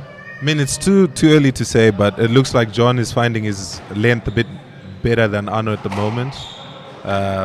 Arno seems to be clipping the sidewall quite a bit. Ball's bouncing a little bit halfway. Yeah, I've noticed that the sidewall is very grippy. So when you hit the sidewall too early, it's gonna end up in the middle, and especially with this bouncy court, the ball ending up in the middle. Yeah. It's lethal. So you can use it well for your cross court, but really have to take care of your drive, that they not hit the sidewall too fast. Yeah, I mean, Arno's quite a big guy as well. I would try and take my space around the tee and 4-2. put the ball away.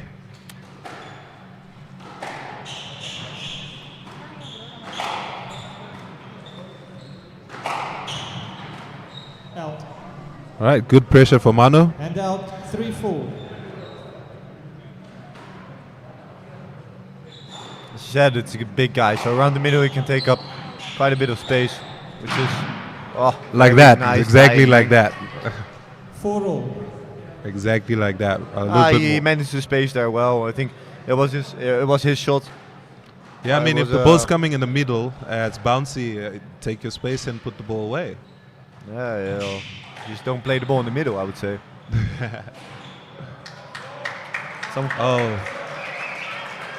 This match is Left like box. up and down, exchanging points, really trying to figure out how high the tin is.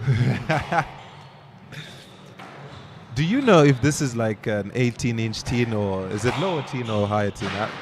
I still haven't It figured doesn't that look out. like 17-inch, honestly. I think it's about 18-inch. It's somewhere in the 19? middle. It's somewhere in the middle. But yeah, Stroke to Diekmann.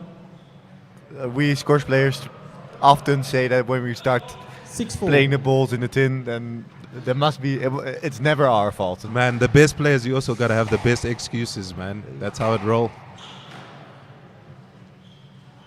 No, that's mentally very good for you if you blame something else. It's better for your. It's proven better for your. Some quick points here. That one didn't matter if it was 7-4. 16, 15. That was bottom of the tin, unfortunately. But it's good for your confidence to blame something else. I mean, it's never nice if someone is always blaming something else. But it's proven to be good for you.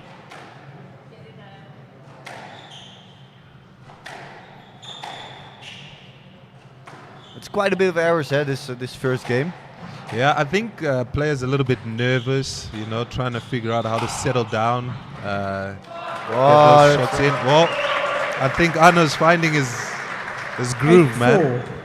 Some great pressure. He's 4 finding points his difference length now. It's pretty good. very well. This.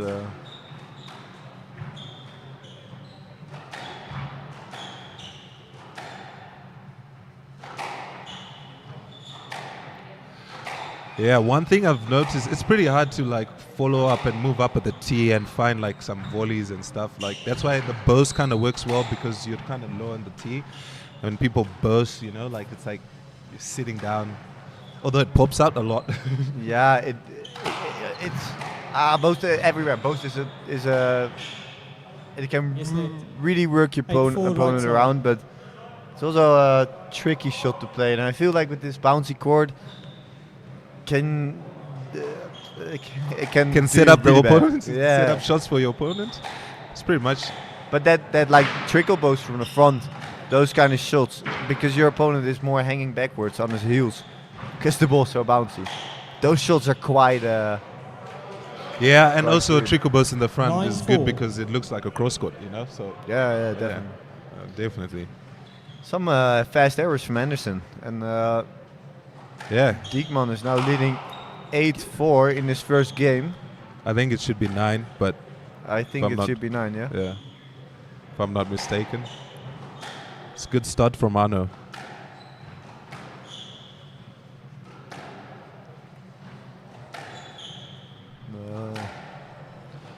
Back to the basics. I think it's very good for Anderson to just find the rhythm again, because he made some errors here. But Arno should keep the pressure on to close out this game. It's indeed 9-4. So a pretty big lead, and he That's a goes nice up to squeeze. 10-4. Here we go. 10-4, game ball. Very, very solid start from Arno. He found his rhythm in the second half of the game. Yeah, Very it well. looks a little bit more steady, better length. He's quite aggressive to the back as well, which is helping him put a lot of pressure. I feel Anderson seems to be cutting the ball a lot, and the ball's not really traveling further down. Yeah, and 11-4, great game to space Diekmann. management around the middle from Diekmann. Like leads 1 game to love. he's putting his opponent in a terrible position, which I mean you gotta punish those balls that come in the middle, huh? Yeah.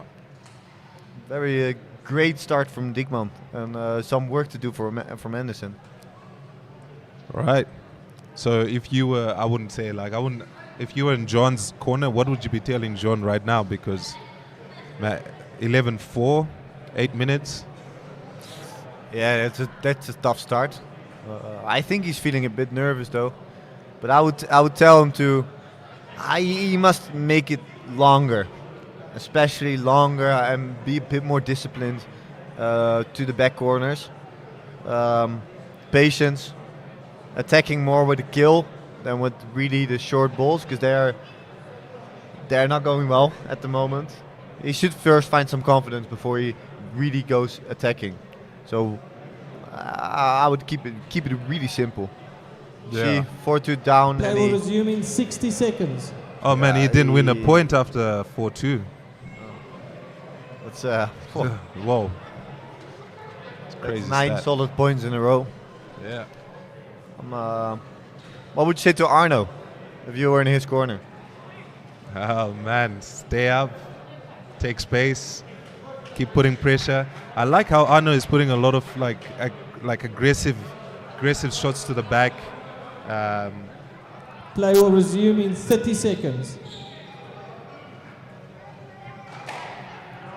Feels like Arno's he's feeling well on court here. He's feeling comfortable. What you said, he's taking up his space. 15 seconds. Well, I don't know if there's any of his YouTube subscribers. You should check out my boy's YouTube channel, Squash Diekmann Force, leads 1 game to by love. Arno Level. Diekmann. He's making some great videos about. Yeah, if you start with squash, it's some great stuff to watch to get you Basic go- techniques, going. strategies, you know. Wonder what Anderson changed this game. I think Arno should play the same, but it's always tough to stay in a game when it's going very comfortable. Then Do you think changing the pace here would be something beneficial to John? to John definitely. To Arno, I would say keep the pace up. Yeah. Just get on the ball early. Well, he's definitely trying to hit higher on the front wall. I think might be helpful. Anderson? But his balls keep falling short, man. It's a bit tough. That's pretty high on the front wall. Gets to the back now. Probably one of the longer rallies they've had tonight. I think this is good for Anderson to just Yeah. find the rhythm this second game. But just you can hear the difference in sound when Arno hits the ball and when John hits the ball. You know, it's just Some great counter attacking. That's some good pressure from Anderson. I think it's a great start from Anderson for Very this good, very second good. game. Very solid, now just working him one love. around. Don't give him too many angles to work with. I think this is the way Anderson has to play to make this a more competitive match. Yeah.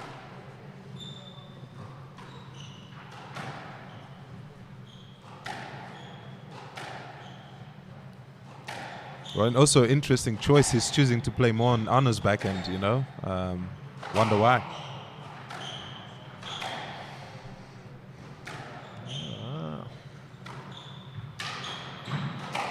Arno's having good control, and again that. Oh boy! Oh, what a pickup! Again, good space management around the middle there. Just like really punishing the opponent, really finding the second bounce as well in the back.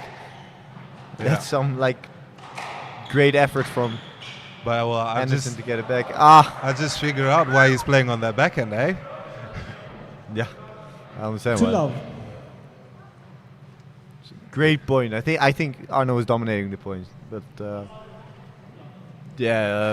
Anderson got the ball amazingly back. So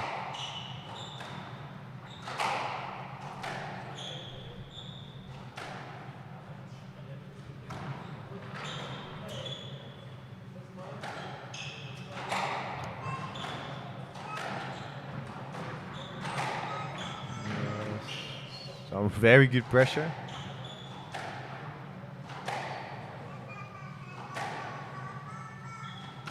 I think it's good that Arno tries to step up on the volley a bit more. Keep that pace up. Last game we saw that pace was killing Anderson. Start to make unforced errors from positions he couldn't really go attacking. Oh man, great back. What a rally. Finished it off very, very, very simple, Right very box, 3 love. Yeah, great adjustment from John in this second game. Looking great. Playing more on Arno's backhand, making the rallies longer. It's looking great. Also feel like Arno has slowed down a bit pace-wise on the way he's hitting the ball.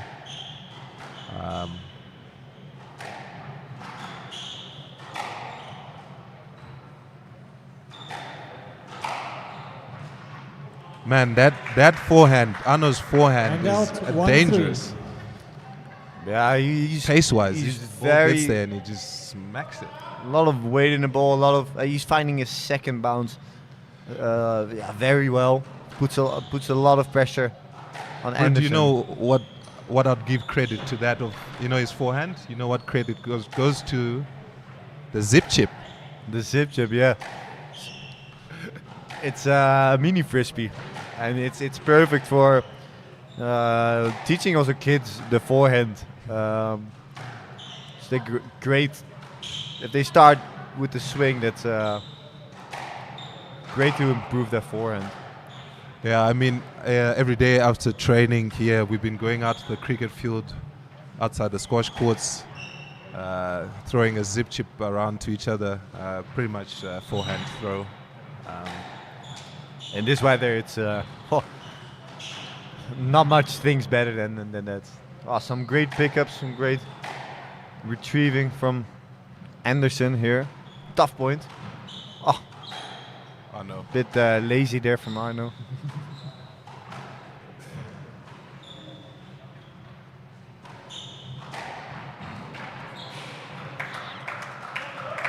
Gotta keep it up. He gotta take his space, and there was a great chance there in the right front corner, but he didn't capitalize it. No, but maybe this is where Arnold makes the change. You know, in the first game he was 4-2 down, and John didn't win a point after. But I think things are different.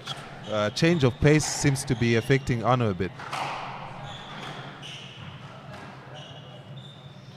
I've always learned that what you don't like, your opponent doesn't like.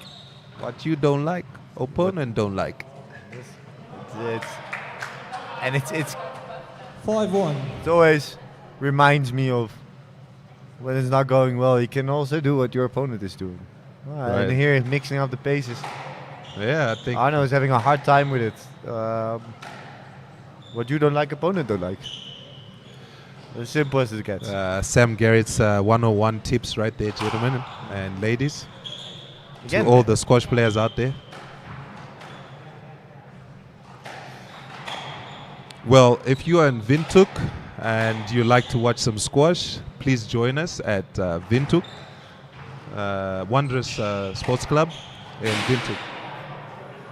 Some amazing scores, some of the best squash players of the world from all different countries. It's man, we've got Egyptians, Germans, Dutch, Zimbabweans, Belgians. They are coming from everywhere. So yeah, and it'll be great. It's free to watch, so please pop in.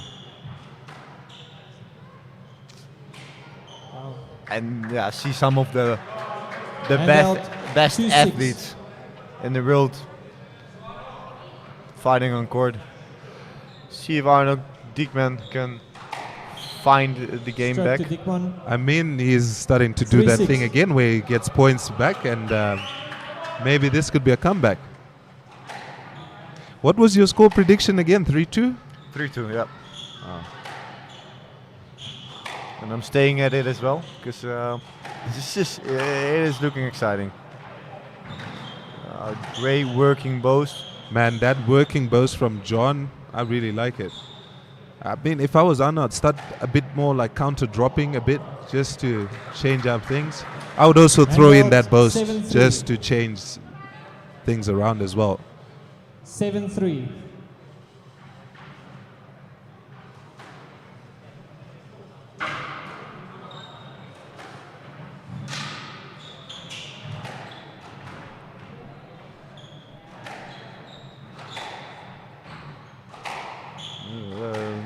Kind of a misstep. I don't know if it went through his ankle there or. I don't know.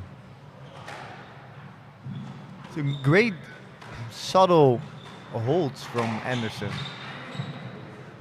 They're not affecting the quality of his shot, but they are just stopping Arno a little bit in the movement, I think. Oh man! Also, this is a great camera angle to see how far the ball goes. 8-3, left box. Yeah. Normally, you know, holds are not, they work quite well here as well, you know. Normally, people are always trying to overrun. I feel like sometimes here, if you hold, you're just giving your opponent time to recover.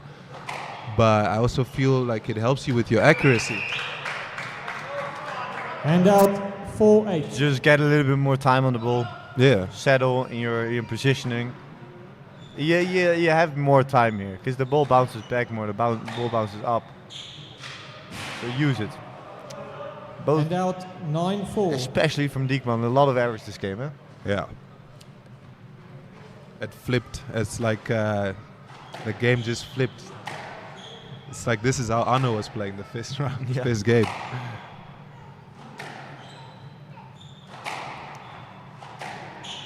Depending on how this ends, I think we might be in for a 5-setter. You're right, man.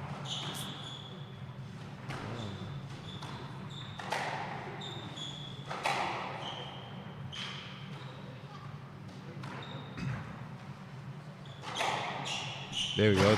That's that forehand, Drew. That's that forehand. He's scoring so much points on that. That's on that zip chip forehand. Hand out 5.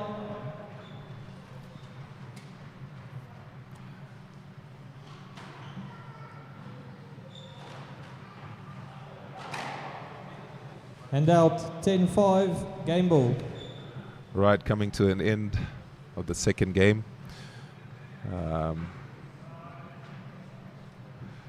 This will even out the games. Probably 1-all.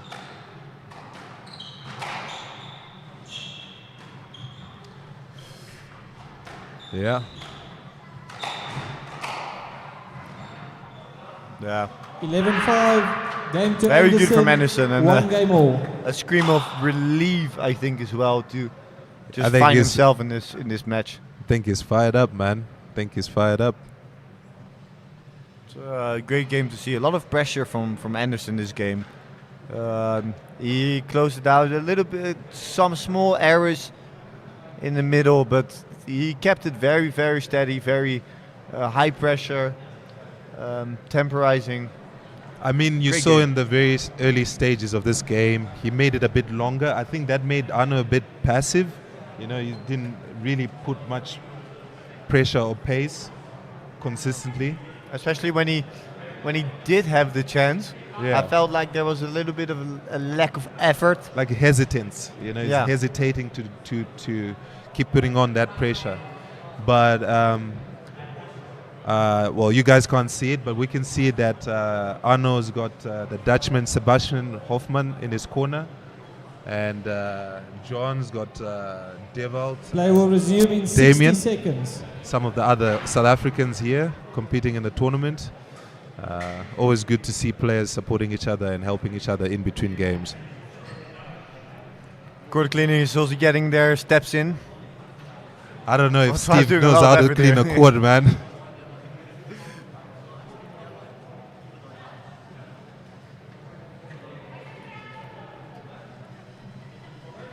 Play will resume in 30 seconds.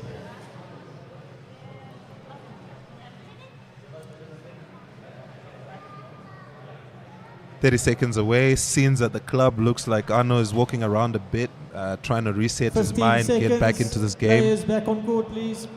Looks like he is feeling it a little bit. He's of I mean, course chest used to is the still out. altitude, He still look like he's standing tall. I mean, let's go.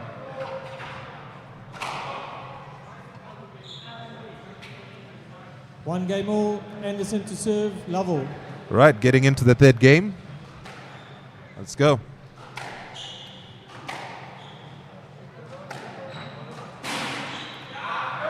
I think it's important out, for one Diekmann to love. start well this game. I feel like when Anderson doesn't have the confidence, he's making quite some errors. Yeah. And that's what you're looking for. You saw the first game, second game was actually the other way around. Not per se. Yeah, there was more the laziness in the attacking from Diekmann. But it's also a bit of lack of effort. Like confidence. If you're there with confidence, you play the ball before you know it. Yeah. Well, we're starting off with another long rally. And an important one as well. Very important. Oh, heavy movement there from Arno. And out It's a one nice little hold there to make sure Arno already moves somewhere. Moved left front here. Well, I must say, I like how John is at the tee, and you can see his urgency. You know, he's there. He wants to And get on to out the next 2-1. shot, and I think we need some of that from Arno. I feel like Arno's getting on his back foot a little bit sometimes. Whereas when John gets to that tee, you can see he wants to play the next shot. He's onto it. Down. I think Anderson, compared to last year, he improved a lot. Yeah. A bit more, 3-1. a bit more disciplined and consistent, I would say. Yeah, I'd say he'd always had some activity going on. He'd always been quite active on court, but now there's a bit more, you know, growth. I think it's also a bit of maturity, like you say. Like, Yeah, especially at this age, you will see like people, Yeah. players growing in the game, making a bit more mature, being a bit more patient, being a bit more aggressive with their opportunities. Yeah. And I think. Oh boy, Arno came out guns blazing for this one. Left box. And I think 4-1. everything I just said is everything that Anderson needs this game now. So, because Diekmann is having a good start here.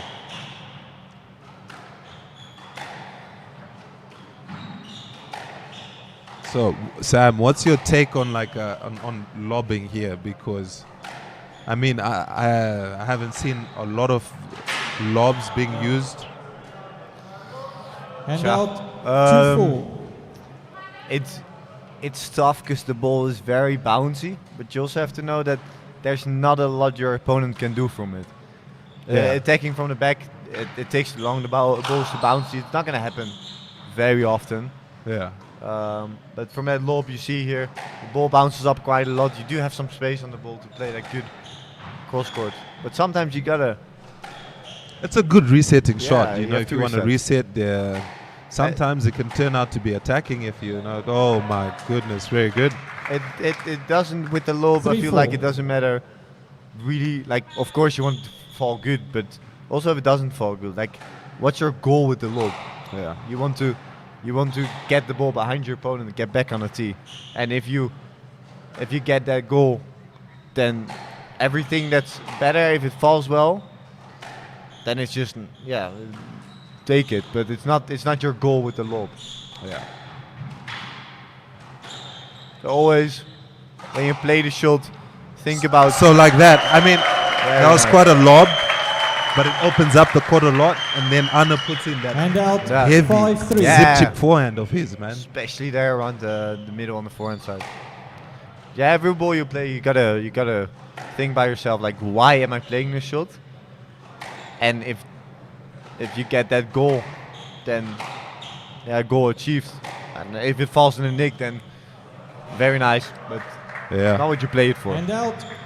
Only if you play Oscar Nick, then you're looking for the nick. Another tight squeeze on the back end, back there from John. That's just the first one.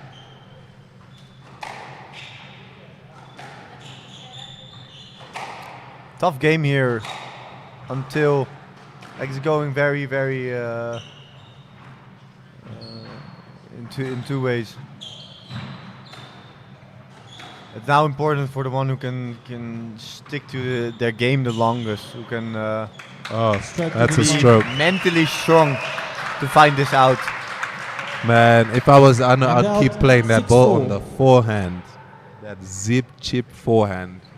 There's that dying length there is a lot of pressure. Yeah. Good scrape.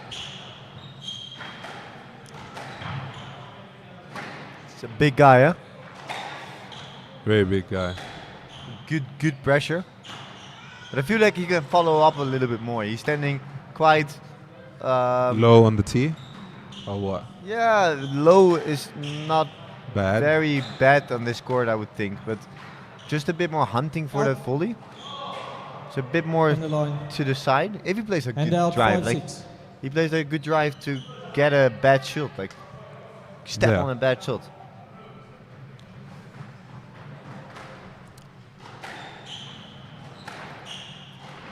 So more play in like two shots, like good drive, follow up for a shot, maybe even three. The Yeah. combinations. That's Just a reminder to all those that are watching from home and online, if you're around Namibia, Windhoek, you're welcome to come and watch at Wanderers. Great shot from Arno. Oh, he's pumped. yeah, Arno's feeling it now. And out 7-5. Crowd is hyping him up as well. Yeah, I mean, there's great beers here, so the crowd's really enjoying this, having a beer, watching great squash, supporting their own. Great shot from Anderson here as well. And out Did 6-7. we mention that Arno is Namibia's #1 squash player? Best squash player in whole of Namibia. He lived for a while in the Netherlands, training at my home club actually. Used to train a lot with him. Now he got back to Namibia, he's enjoying his time here and playing very good squash. Like he's improving a lot.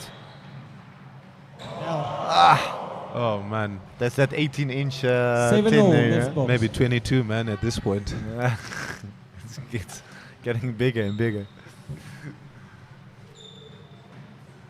All right, Yeah, I also start to sweat here. It's, 1-0, 7-0. It's getting tight, ladies and gentlemen. Getting very, very excited. I think this is maybe one of the most important points in the match, because Yeah, whoever takes the second game has mentally a very big lead to Yeah, go it's a into great the mental fourth. advantage going forward for sure. So this is a very, very important part of the match. Right box 8-7. I wonder who can capitalize it. Right side.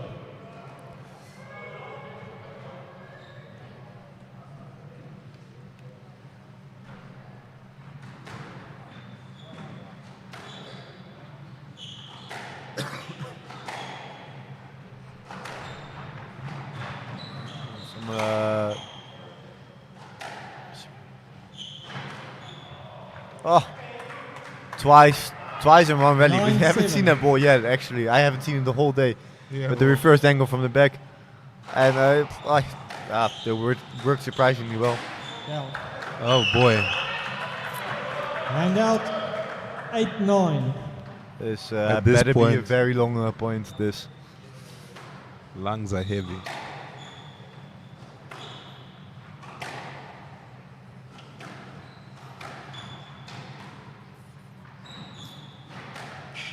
Finds the nick in the back corner there.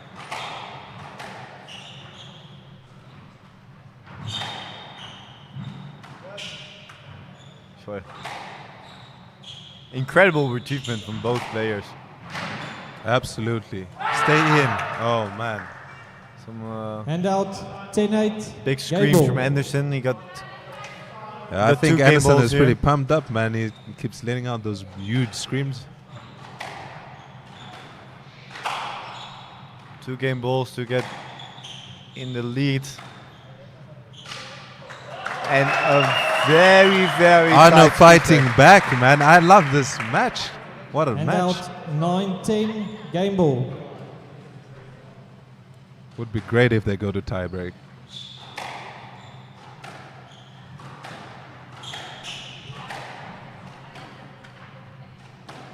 He needs that forehand side.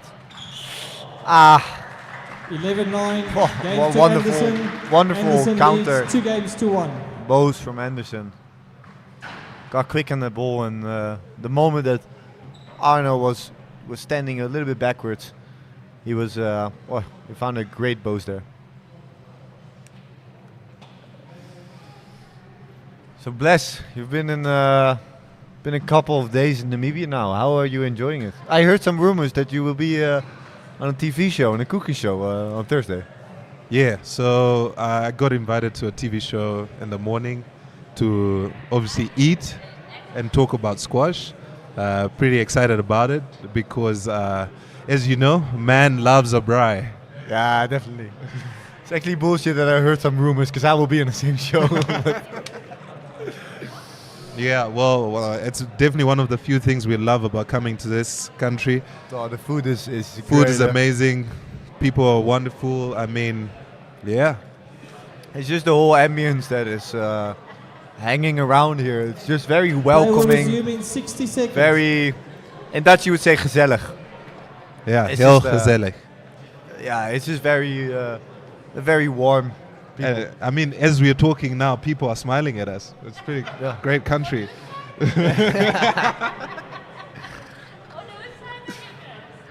We are on Arno's side, for sure. Of course. Yeah. Wow. Play will resume in 30 seconds. Oh, well, both corners looking pretty pumped to get back out there. John faced back on court. 15 seconds. I really Players like back his on court, please. urgency, man. He's really on to next game. Oh, there we go. Hyping Diekmann up. They want to see this go to 5 games, and honestly, I also want to see this go to 5 games. It's been a great Anderson, match so far. It's 2 going games to 1. going very. Anderson to serve. Every level. game is very one-sided, and It's- the last game was very close. Yeah, it's like the third game was very competitive, and honestly, that's what you want to see in every squash match. That's great to see. For Anderson, very important to keep it on the backhand side, keep the pace up, but also use that lob to get Diekmann out of his rhythm. And I think for Diekmann, like that forehand side, he got a very great dying length there. It's a good shot. The line was to the back. No lead. Good decision from the referee, I think. Absolutely. I know And out. One love. didn't move into his opponent's line. He just played the shot.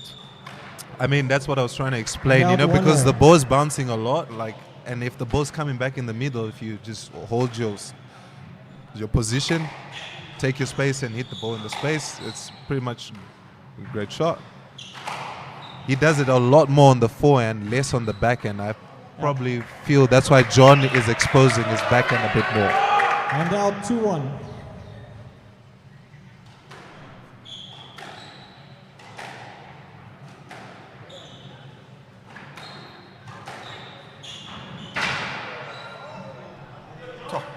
Almost found the farm wall there. And out 2-0.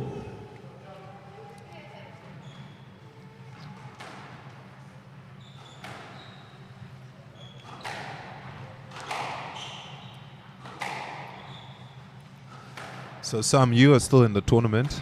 You're looking forward to your match tomorrow?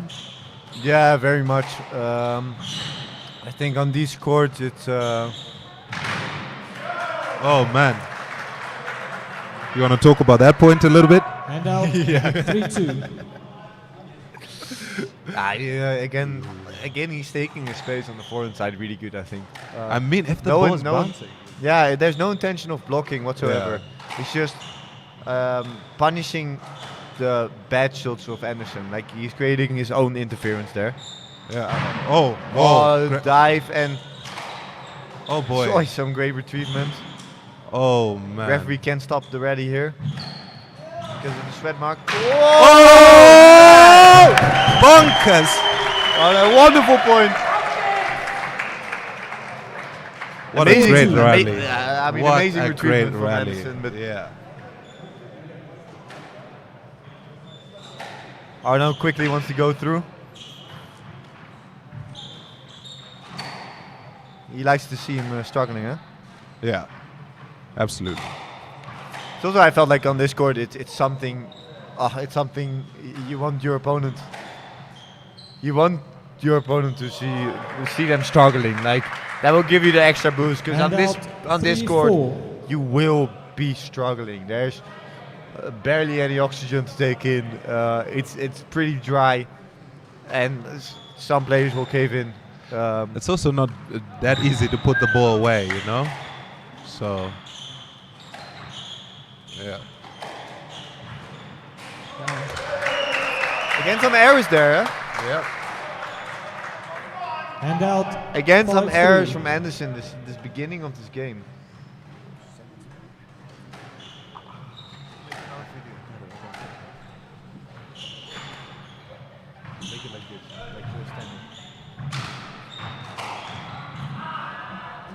No late. And out 4-5. Great point from Anderson here. He's trying to fight back in this game. That working boast is. It's that He's 2-0 boast. Yeah, very well. Like, it's not a lot of players can play it this well, especially on this court. It's tough. I know where that comes from. You know, I think John works a bit with Craig in South Africa, Craig van der Vaart. It's one of his favorite shots to teach. 6-5, right box. And it works well here at this altitude. Yeah, especially this stage of the match, I think. Yeah. You don't want to overdo it, but just a little bit. Oh man. 7-5. Has to fight back now. He was leading, but lost here 4 points in a row, I think.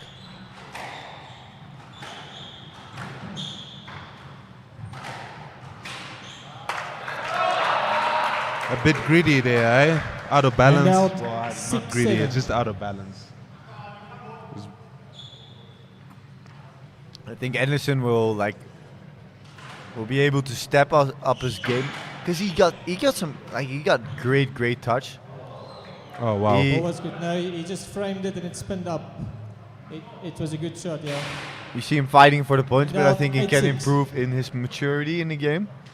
Just a bit more patience. And when he's out of balance, just send it another time to the back, just waiting for the real opportunity to come. Yeah. Because he's a very talented player, definitely. But maybe that's a little bit the junior in him that wants to attack from. I mean, his urgency on the ball right now is pretty good. Left box, 9-6. Just body language is telling you a lot already, you know. So I mean, You see that Arno's feeling heavy now on court, huh? Yeah. Might be the rice and chicken that we ate, but that you made. For me, it worked well. For Blessing as well. Oh, again, man. that like That two-wall bows. 10-6 match ball. 4 match balls to close out this match.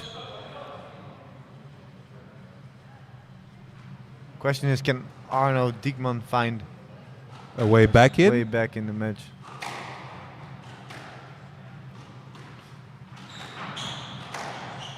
Stroke ball. Okay. And that is one. Point by point.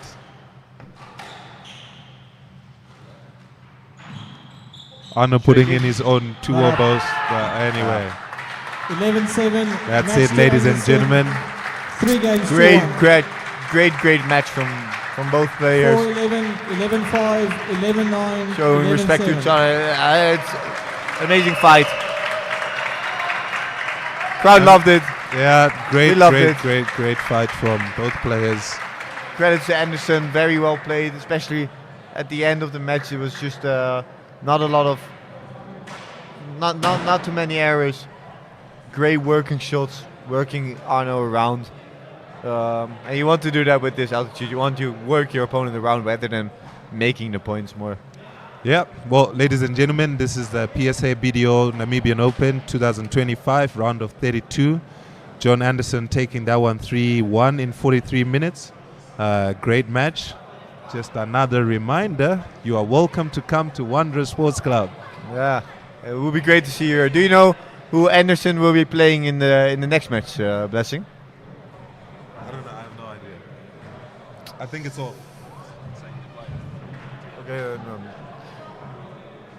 Great that you watched this match. As Blessing said, you're always welcome to come here and watch the upcoming matches. It's a great ambience here. Some the best players of the world. So we'd like to see you here. Thanks for watching. Yeah, have a good night, everybody. Cheers.